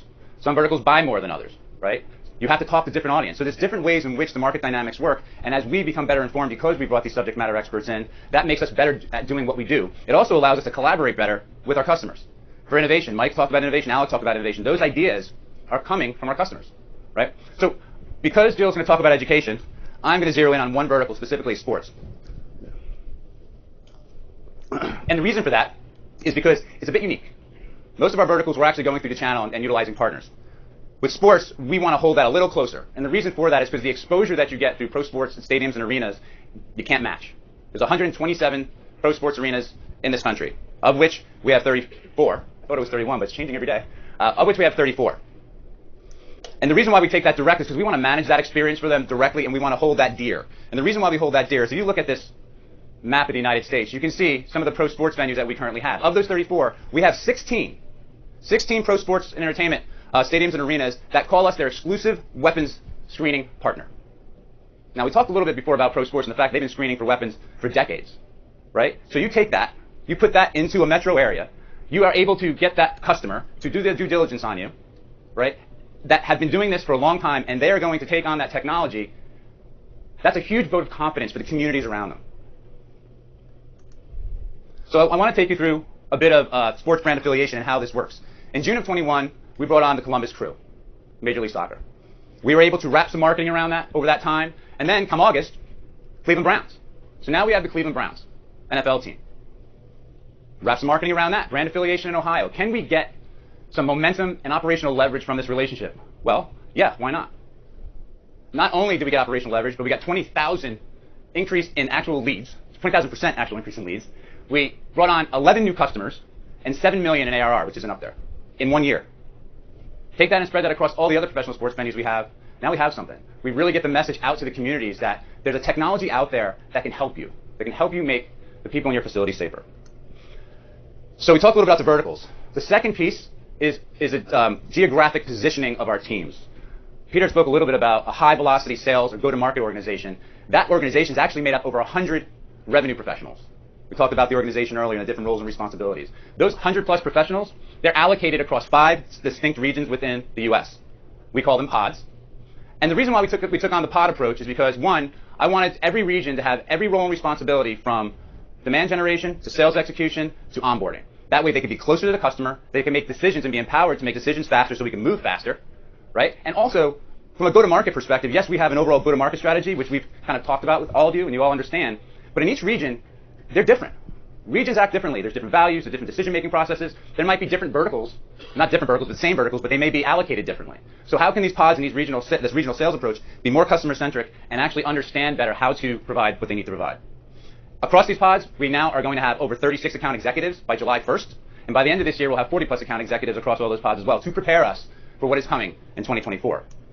And then partners. How do we supercharge this geographic approach? Well, we do that by creating a partner program. We started this in 2020. We had 10% of our deals were going through partners.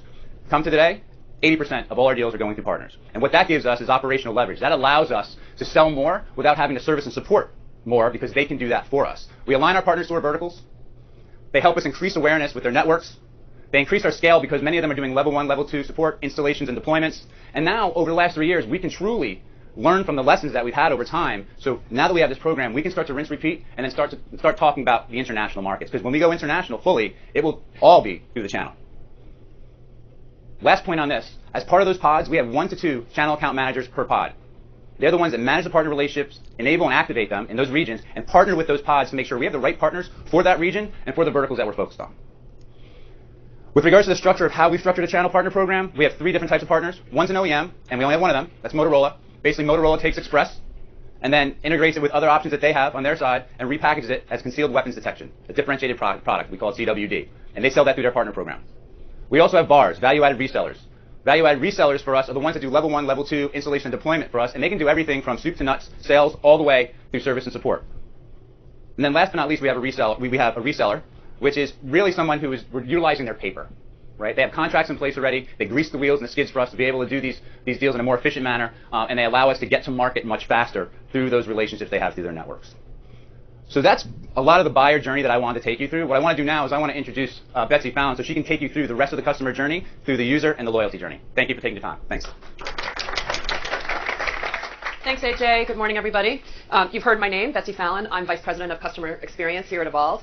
I don't really want to date myself too much, but I'm going to go ahead and tell you that I have many years of experience in marketing, customer relationship management, and operational leadership roles, largely in software tech companies, primarily in the content management and linguistic technology spaces.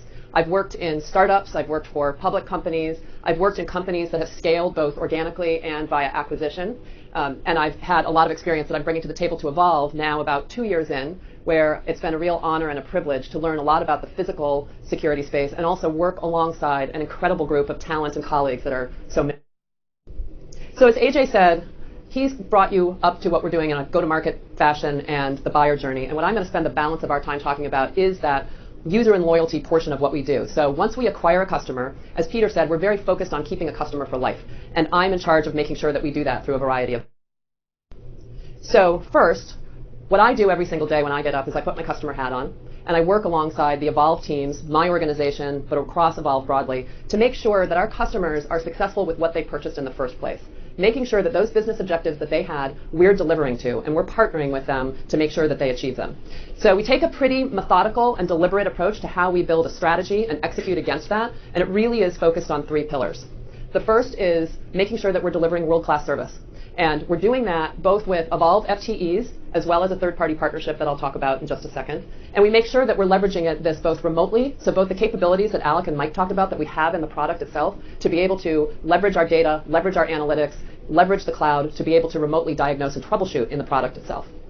Second, we're very focused on proactively engaging with our clients throughout the lifetime journey that they have with us. We really, as I said, want to make sure that they're achieving the value that we've promised them. And the way that we do that is by really earning their respect as trusted advisors and partners and not just being vendors. And we've had great success there.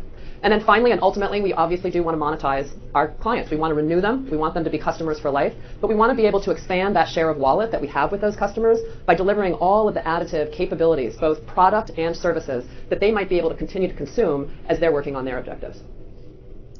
So I'm going to tell you a little bit about how the organization is structured. This is the customer experience organization. As AJ talked about, our sales executives, our vertical experts like Jill Lamond, who you're going to hear from shortly, our pre-sales technical solutions teams, they take a highly consultative approach to the way that they work with our clients during the prospect cycle into becoming a customer. And they build what is the foundation of those intimate relationships that we carry forward with our customers. But we want them to go back to doing what they do best, which is actually to go out and acquire more customers for us. So really what they do then is pass the baton over to our customer success organization. And that group of individuals become the conductors of what is a 4-year and beyond journey of working with these customers. So they partner very closely, not just with parts of my organization, but beyond, but really initially with our technical support and our field services teams to make sure that these customers are deployed, they're enabled, they're trained, that they continue to consume the capabilities that we deliver through our product management and R&D organizations every year. And so they're very focused on making sure that that's a long-term relationship in that way with those teams. And then as AJ also mentioned, we have our eyes on the operation. We are scaling rapidly as a company. We've got more than 3,000 units out in the field now. We will have tens of thousands of units out there. And so we want to make sure from an operational perspective that we're looking at how we can remain lean, make our teams incredibly productive, operate cost efficiently and effectively out in the field. So I'm going to spend a few more minutes just double clicking on a few key areas that I think you'll want to hear about. And the first one is that customer success management team. We're really not doing anything that's incredibly unique in terms of a best-in-class SaaS company about applying a customer success motion to your operations. But what is unique and novel is we believe we're the only ones in the physical security space that are offering this capability and value add as part of the solutions that we're selling. Our competitors are not doing this. And this is a real differentiator from us, and I think you'll hear that from our customers that you hear from a little bit later. Where I do think we have some secret sauce is how we're hiring the people that are joining that team. So we've had great success bringing individuals in who have guest relations experience. We're drawing people out of the very venues that we are going in and selling to, performing arts venues, stadiums. We do, in fact, have a number of people on our team who have come to us as former Evolv customers, which I think is a huge testament to the passion that our customers have about both the value that the systems are providing, but also what the company itself is doing that people want to come work with us. This team is about 18 months in. They're new, they're maturing, but we're seeing and we're hearing and we're feeling the value that they're providing. But I know where the real proof is going to be is as we come up to contract renewals, that's where we're really going to see the proof of that investment. I also mentioned and just wanted to talk briefly about a third-party relationship that we've embarked on. Again, as we look at the scale of the number of systems that we're going to have out in the market, both in North America and ultimately globally, we wanted to make sure that we have a way to very cost-effectively and very rapidly have boots on the ground to get to systems that might have need. And that's where Ricoh comes in. You may have heard of Ricoh. You might think of Ricoh more as a producer of office equipment. You might have a Ricoh photocopy machine in your office. That is the roots of what Ricoh does. But Ricoh is a global, multinational, very diversified Fortune 500 company that has its roots in office equipment, but has built long-standing, deep practices over the years around lifecycle services, managed services that they extend out and offer to their customer base, like Evolv. And what we're doing is tapping into their infrastructure and the resources that they have around the country and around the world, really, to basically become an extension of Evolv. And one of the things that was very important to us, besides sort of the business capabilities that they had, was finding a partner that we would work with who share the Evolv values. And our values, I think you've heard and hopefully have seen this morning and you'll hear later, we're incredibly customer-centric, we're incredibly purpose-driven, and with Ricoh acting as proxies of Evolv when they're out in the field, we wanted to make sure that they carry that same banner with them, and they do. So we are up to nearly 100 trained Ricoh engineers to date. And what you're seeing here is just a little visualization, of where those Ricoh engineers are. So the bigger the bubble, the bigger number of trained engineers that we have in those locations. And those locations map to highest concentration of where Evolv systems sit today in the country. And the model will continue to flow. They have many thousands of trained people around the country that are selling and servicing into, in many cases, our existing and target customer base. And as we acquire those customers, trained Ricoh engineers will be put in place in those locations. I would say aspirationally, what we're really looking for is particularly in urban areas, if we can have RICO trained engineers and parts available in zip code or adjacent zip code to where our clients are, that means we can rapidly deploy when we need to get in and to service our customers in those locations. So we're excited about that relationship. And then finally, this is my last slide, but I think it's a really important one. And hopefully as I'm talking, you'll read just a little bit. So this is data from our Voice of Customer program. We take our Voice of Customer program very seriously. We utilize the Net Promoter Score methodology to gauge customer satisfaction and customer loyalty at Evolv, and we consider that to be a real key and leading indicator to their likelihood to renew.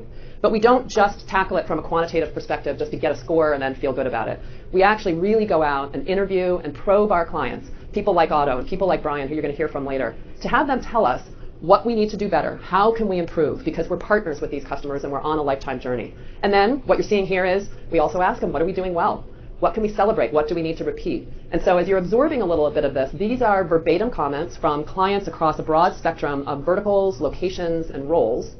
And I'll just summarize by saying it's not really one thing that makes us special and makes us sticky for these clients. It's the product itself. It's the ease of use of that product. It's the innovation that people like Mike and Alec and Ovais and the R&D team are bringing to them and to the market itself. And then really it's the people behind it. And we're finding that while we always have things that we can do and improve on, our customers do truly love us. They love our technology. It is making them sticky. So I'm going to end by letting you know that I feel incredibly confident. I think I share that with Peter and with Mark and the rest of the executive team, that we are a best-in-class SaaS company that will have renewal rates that are well over 90%. So I want to thank you very much for my whistle-stop tour, and I think we're going to have Jill come up next. Thank you. Ladies and gentlemen, please welcome Betsy Fallon, Vice President, Customer Experience. That is not me. Sorry. Ladies and gentlemen, please welcome Jill Lemon, Director of Education. Hi. Good morning. I'm so excited to be here with all of you. I recognize that I'm the only thing standing between you and lunch, so I'm cognizant of that. But I do want to take some of your time today and tell you a story that brought me to Evolv, but more importantly is all about the mission here and is sort of our North Star, what we're thinking about in schools in particular. So my background is a little different than any of the others that you've seen today. I did come from the school side of the house. I was a classroom teacher to begin with. And then I was able to sort of climb through the ranks there and become a school administrator and eventually a district level administrator. So I was in district leadership in Oxford, Michigan. It's important to note that everything that we're doing here has this mission, it's completely embedded in it. And you've seen it in everyone's slides. You've seen it, you've hopefully seen the passion from all of us. But I want you to know that I lived it, and that's why I'm here. So before I get into my story, if you can see, there's actually a website that I don't know if you're familiar with, the K-12 shooting database, that actually ranks school shootings. We have so many of these that there's a system in place to rank them. You heard Mike talk about you have to have 4 deaths to be a mass casualty incident. You can see, actually, my mass casualty incident didn't make the top of the worst list here. So there are so many of them that there are systems in place that determine how much money a school district may get from the federal government post-incident. There's actually equations in place because this is such a common practice now. They know how many individuals to send to a community to support them post-incident because these incidents are becoming so common. This is how common they're becoming. These are just in K-12. This is not looking at the college mass shootings like the one at Michigan State, my alma mater, just a few months ago. And then the number of victims, which is just really shocking, I think, to look at. So I want to tell you where I came from. Oxford, Michigan is, and I'm a Michigander, so I'll just show you on my hand, right? It's about an hour north of Detroit, and it is Everytown, USA. It is a place where people feel safe. It's a place where they have concerts in the park on Thursday nights, and it's a place where everybody goes to the high school for the big game on Fridays. And football Fridays are celebrated by grandparents and community members across town. And that's where I had the privilege of teaching and starting my teaching career, and was able to be an administrator there for a total of 12 years. This was our security posture before a critical incident. So I want to make it very clear. This was not in response to. This was before tragedy hit Oxford. And I want you to take a moment, if you could. I'm not going to read them off to you, but this is not even an exhaustive list of the many, many things we had done to increase our security posture. This is not common, by the way. We were above most, I would say, in our approach and the way in which we were prioritizing safety in our school budget. It was something we were extremely proud of. But what you may notice up there is that many of those items are in response to tragedy. Not all of them, but many of them. And I think Mike talked a little bit about a culture shift in schools and in education, and kind of moving that culture from thinking about what do we do when to how do we make sure something doesn't happen. And how do we move our thought process really to prevention, and how do our budgets match that priority. On November 30th, 2021, our high school was completely transformed into a crime scene. We had an estimated close to 500 first responders that showed up, and we ultimately lost 4 students and 7 others were injured that day. And I want to tell you what it was like to be there, because I think it's important to note that everyone at this company, right, we say we're living it. When we're going out in the field, a lot of times, too often, it's reactive. Customers are calling us because they need to do something because something horrible has already happened there, and they need to change their security posture quickly. Some of them are visionaries, and some of these schools are being great and proactive, but many of them we're going into are trauma-induced conversations. And so we talk about having to be very trauma-informed in the way in which we approach these potential customers and the conversations that we have with them.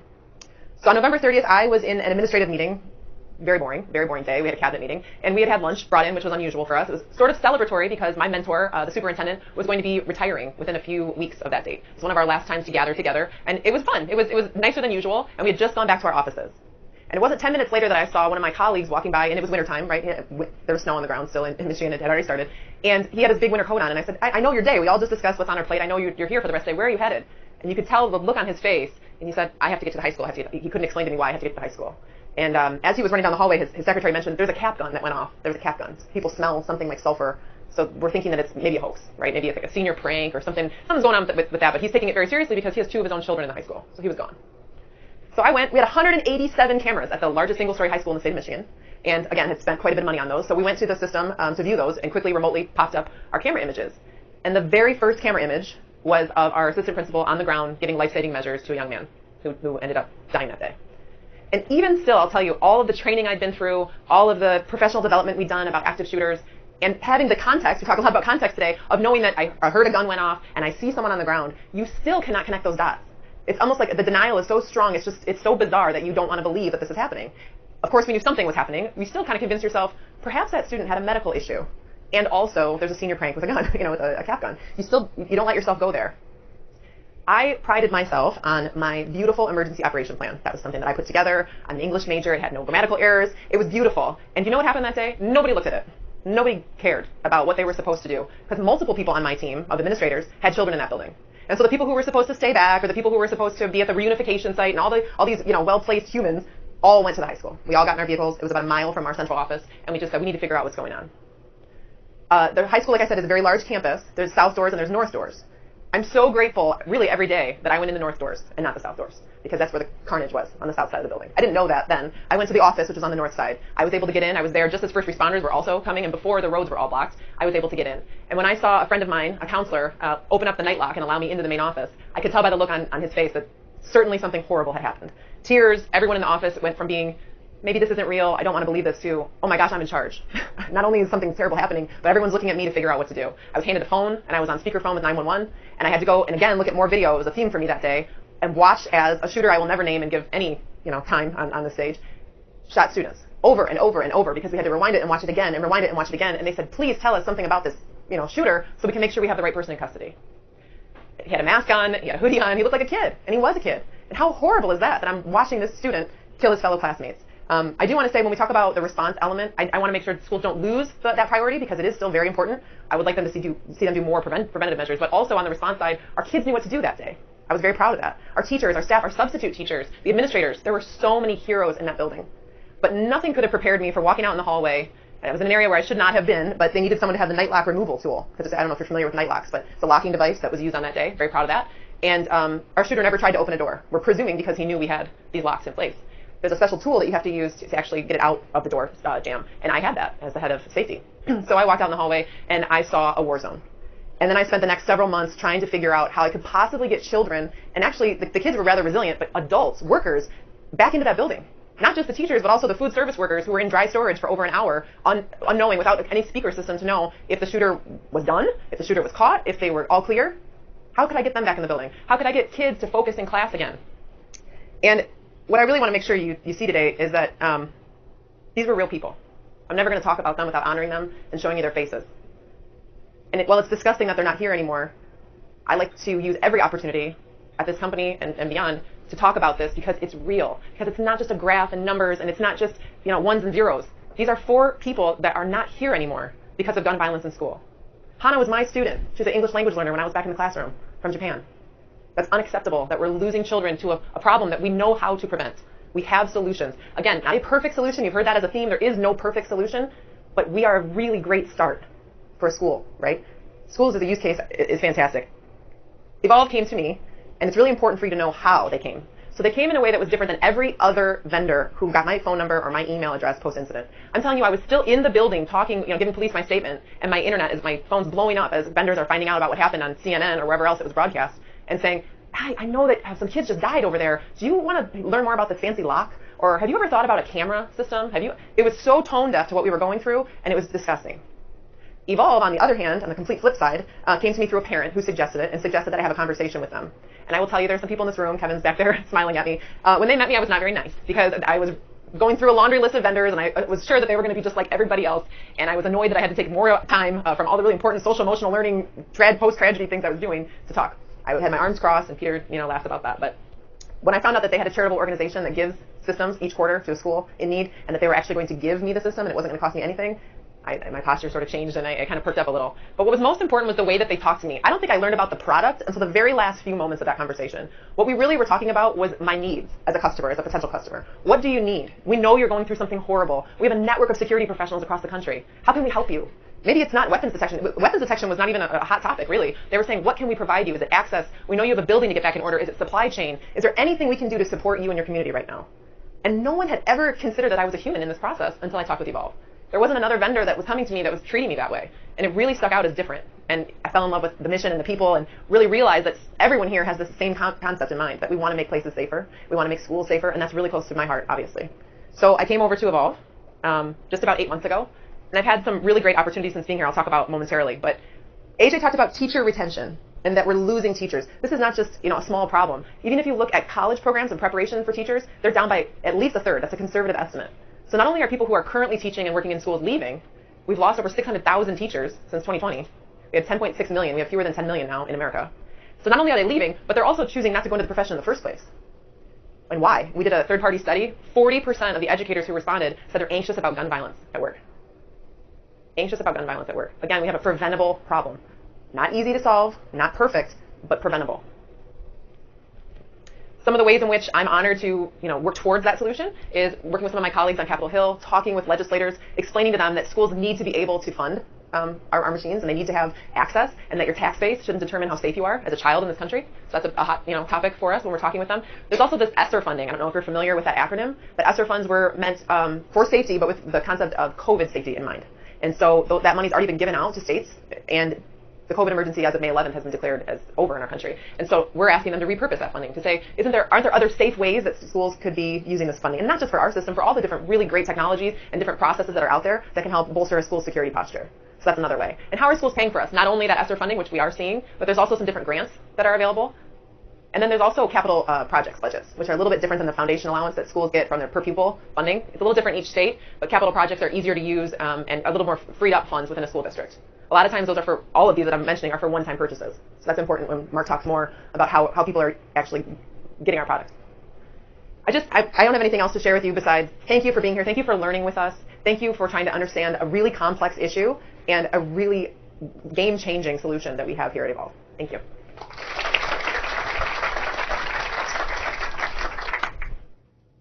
Okay, folks, we're going to take a break here. We're all going to collect ourselves for a few minutes here. We're going to take a 15-minute break. What we'd ask you to do is to take a trip around outside, grab yourself, if you would, a lunch, and return to your seat. We're going to start in 15 minutes with our customer panel. So lunch right over here, come around, come back. That would be great. 15 minutes, please. Thank you.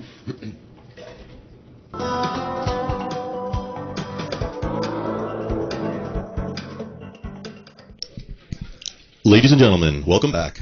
Please welcome Anil Chitara, co-founder and chief growth officer. Thank you, and welcome everybody. I want to reiterate the welcome and thanks for each of you being here. We really appreciate the opportunity to tell the story, and more importantly, the impact we're trying to make out there. And we're very lucky to have two of our customers here today. You heard a lot about what we do and how we do it and how we think about our customers, and now we're going to hear directly from them. So I have Otto Benedict from SoFi Stadium and Brian Schultz from Charlotte Mecklenburg Schools. We'll talk a little bit about those venues, what they have been doing, what they're doing with the Evolv Express system and security in general, and the impact it's had. Just as we get started. So I started the company with Mike Ellenbogen. He did a very nice job talking about the founding of the company and how we thought about what we wanted to do. Mike mentioned the Boston Marathon story. Part of the reason I started the company was on April 15th of 2013. I was down there. I was a mile away. I had my kids who were 11, 9, and 7 at the time. My wife was running her 8th Boston Marathon. She came across the finish line a little before 2 o'clock. We got in the car, we went home, and the first device went off at about 2:49. And then a few minutes later, the next device. And we were very close to it, too close to it. And in fact, a close friend of mine wasn't so lucky. He stepped out of his office building. He ended up being a few feet away from the second device. And I went and saw him at Mass General Hospital. And this is a 6'4" rugby player, big guy. And to see what that had done to him was just tragic. He's since recovered. He doesn't have hearing. He still has shrapnel in his neck. And as Mike and I thought about what we wanted to do, this was the problem we wanted to help try to solve. It wasn't acceptable that these two could go do what they did. And so that's the journey that we're on.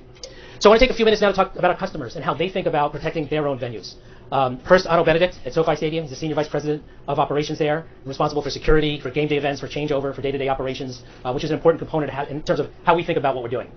And then Brian Schultz. Brian Schultz is the Chief Operating Officer of Charlotte-Mecklenburg Schools. Charlotte-Mecklenburg Schools is one of the top 20 schools in the country. In fact, they have the largest private public transportation system in the state. They transport about 140,000 kids into school. They cover 175 different countries, speaking over 200 languages. So a very, very diverse district that he's got there. So Brian, maybe you could just talk a little bit about the district, and even more importantly, paint a picture when you came out of COVID. What was happening? What was the feeling? How are students and teachers and administrators coming back? Sure, yeah, thank you, and thanks for allowing me to be here to speak to everyone. Our district obviously very large. We serve about 142,000 students, and very complex in our operations and delivery of services to students. We have, when we came back from COVID, obviously there's a lot of apprehension just in general with that, and that was in the fall of 2021. We initially started seeing a lot more physical aggression among students. We had a proliferation of firearms in the first semester. In fact, by December, we had confiscated more firearms on campus than we had in any previous full year. So it was unprecedented. And if you know anything about the national gun sales over those 2 years over COVID, you know that students and their families had more access to firearms.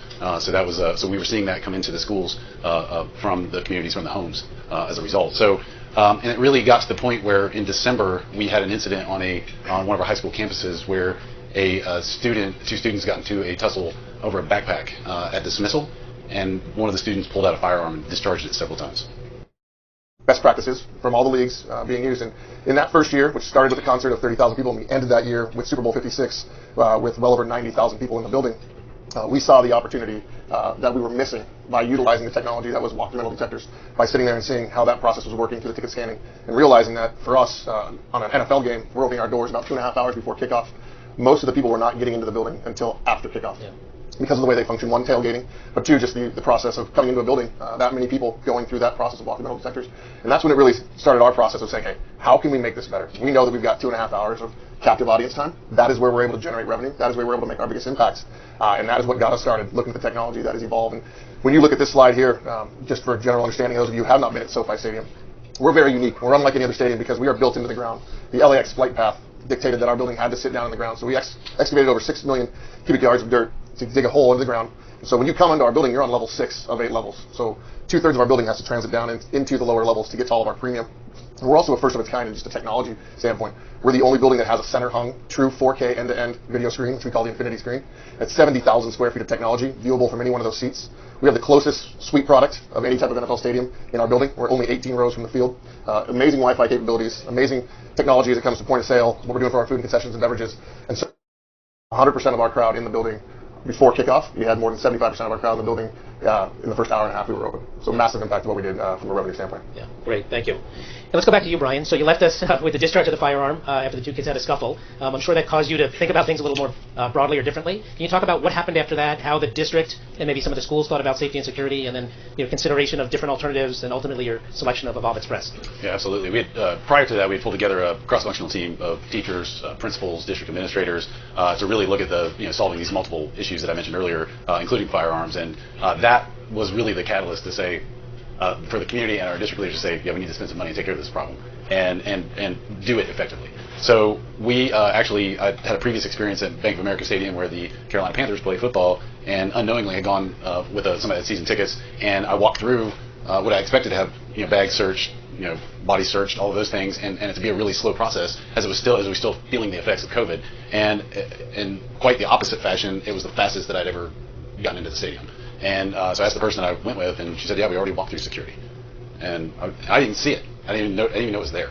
And so that kind of one thing led to another. I talked to our chief of police, Chief Mangum, and she knows the head of security at Bank of America Stadium. She said, oh yeah, it's better than it's ever been. And these things work great. I said, well, would they work in our schools? Because prior to this, we had no weapon detectors in our school. So I walked through the elevator down here on the first floor, walked to the elevator on the first floor down here, and we all saw it. I mean, there were stacks of old metal detectors. I don't know if you saw them. They were pushed against the wall, not being used. Well, that happened similarly in our district, because it would have taken our schools of 3,000, 3,500, 3,700 students, the largest in the state, it would have taken them 2 hours to get students through those, and they would miss out on our core business.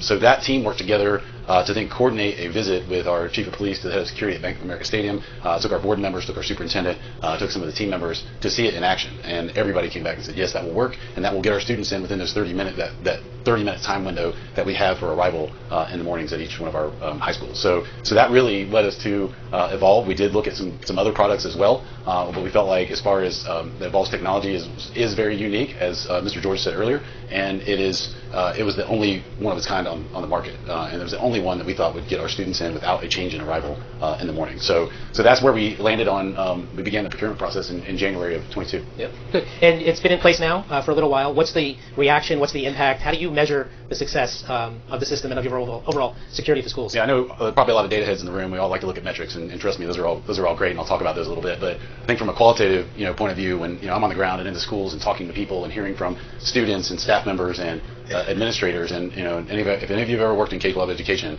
it's challenging to move forward at the same pace and with the same consistency, because you have, in our case of implementing these weapon detection systems, 73 different chiefs, basically the owners of their schools running their schools, and they all think that they know how to run their school the best way. Many of them do.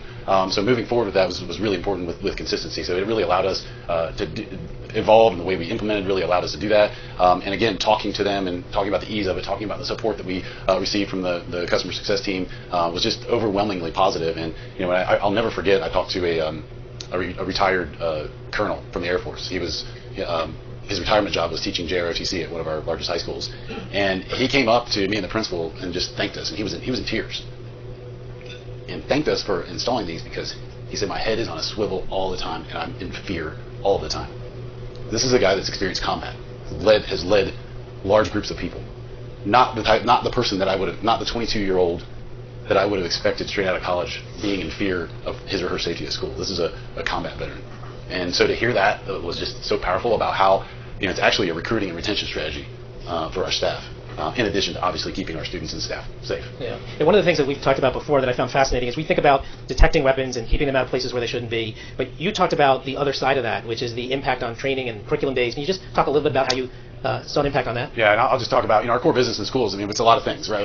Or people think it's a lot of things. People think it's about the sports or the band concerts or the safety, but our core business is teaching and learning. And that gets lost in politics and all these other things that I mentioned, but our core business is teaching and learning. So as a former chief academic officer, I always try to keep a focus on that. And so I'll give you some of the quantitative results. So we've had a reduction of 31 firearms found in schools last year, up to 6 this year. And 4 of those 6 were found 2 of those 6 were found not during school hours. They were students who came on during spring break and posted themselves on Instagram with firearms in their hands, so we have to report those. And then 2 came in after hours as a result of some incidents that took place on campus and came in through entrances that they weren't supposed to come through, that were not equipped with Evolv. And the 2 others we actually found through the Evolv weapon detection systems. So we went from 31 last year to 6 this year. It's an 80% reduction. And we've also, in our non-firearm weapons, which we purchased these to address our problem of firearms, right? That's the specialty. But in addition to that, we've seen a 60% decrease in our non-firearm related weapons: knives, tasers, blades, anything that kids bring to school that they're not supposed to bring to school. And the impact on teaching and learning is to the tune of, we were able to recapture from the previous year over 6,000 days of suspension and almost 40,000 hours of instruction.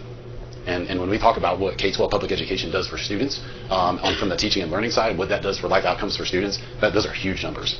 So we talk about safety, but this is really about teaching and learning.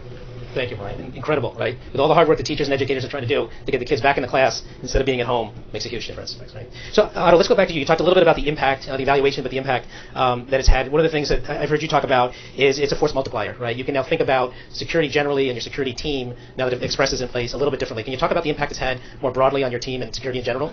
Yeah, for us, when we were able to look at the metrics of how Evolv would improve our staffing opportunities, we went from 170 metal detectors down to what is actually 14 Evolv units. We have a total of 22 deployed across YouTube Theater and SoFi Stadium. So that gave us quite a significant reduction, right around 200 people that we could redeploy from that front metal detector walkthrough process to other locations throughout the building, utilizing in other ways to help our customer service experience, which is greatly helpful, especially in a building of its size and really its complexity. We looked also, just the customer experience at Evolv allows us to produce. Our greatest concern from a building operator standpoint is the amount of people at gates, and you guys saw it in the slide earlier, everybody lined up at that walk-through metal detector waiting to get in. That compaction of people is the greatest target for anybody that wants to cause harm. So the ability for us now to move people through in such a much faster format creates a greater safety experience for us. What it also does is it's telling us how many people are coming through each individual gate, and when we do have something that alerts, we're actually getting detail out of it. The walk the metal detector did exactly that. It detects metal. That's all it would tell us. It would give us a red or a green light in the general area that it was. We got nothing out of that. We couldn't use that for any pre-planning or any after-action planning that we would do.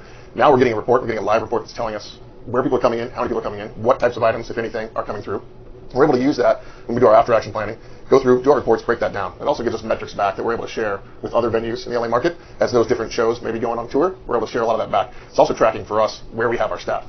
Very important for us. On game day, we have more than 4,000 staff. They're coming in to operate the building. They are all going through the Evolv system. The NFL players, the concert artists, they are all going through the Evolv system and all of their staff. So we're getting a lot of data back from that that allows us to really pre-plan and put the right things in place so that when those concerts are coming back, we're able to adjust our processes and our security posture to be even more impactful. Yeah, I think that's incredible. It's just such a great combination of value points that you have. So the detection's there, the fan experience is transformed, the ability to redeploy security staff around, the ability to improve revenue on the inside because they're not waiting, and then all of the data and analytics to let you plan better for the next time. Incredible. And Brian, one of the things we were talking about is how you think about some of the benefits which you talked about, but cost. It comes up a lot with schools. It's public money, it's tax dollars. How do you think about cost? How do you think about the cost of security on a student basis? Right, that's a really interesting thing for our district being so large. We're the 17th largest in the United States, approximately 142,000 students and close to 20,000 staff. So anything that you buy for everybody looks like an astronomical number to the public, right? The automatic response is, oh, that's a waste of taxpayer money. Well, multiply 142,000 times 10. To spend $10 a student, we're already spending $1.4 million, right? So it looks astronomical to our public, but we've spent close to between 19 and $20 million on the Evolv, and that really translates into, so we've implemented we have a K-8 configuration, we have K-5 schools as well, about 8 K-8 schools, middle school configurations and high schools, so we've implemented in 73 schools, that's approximately 72,000 students, and we have at least 5,000 staff members or more serving those. So if you do the math on that, it really comes out to about $265 an individual. And to think that we can't stomach $265 per individual to keep them safe at school is really kind of a slap in the face, and people want to criticize that. So it is worth it in my mind, and it's worth it in a lot of people's minds now they've seen the results. Great, thank you. I think it's fascinating to think about it in those terms. So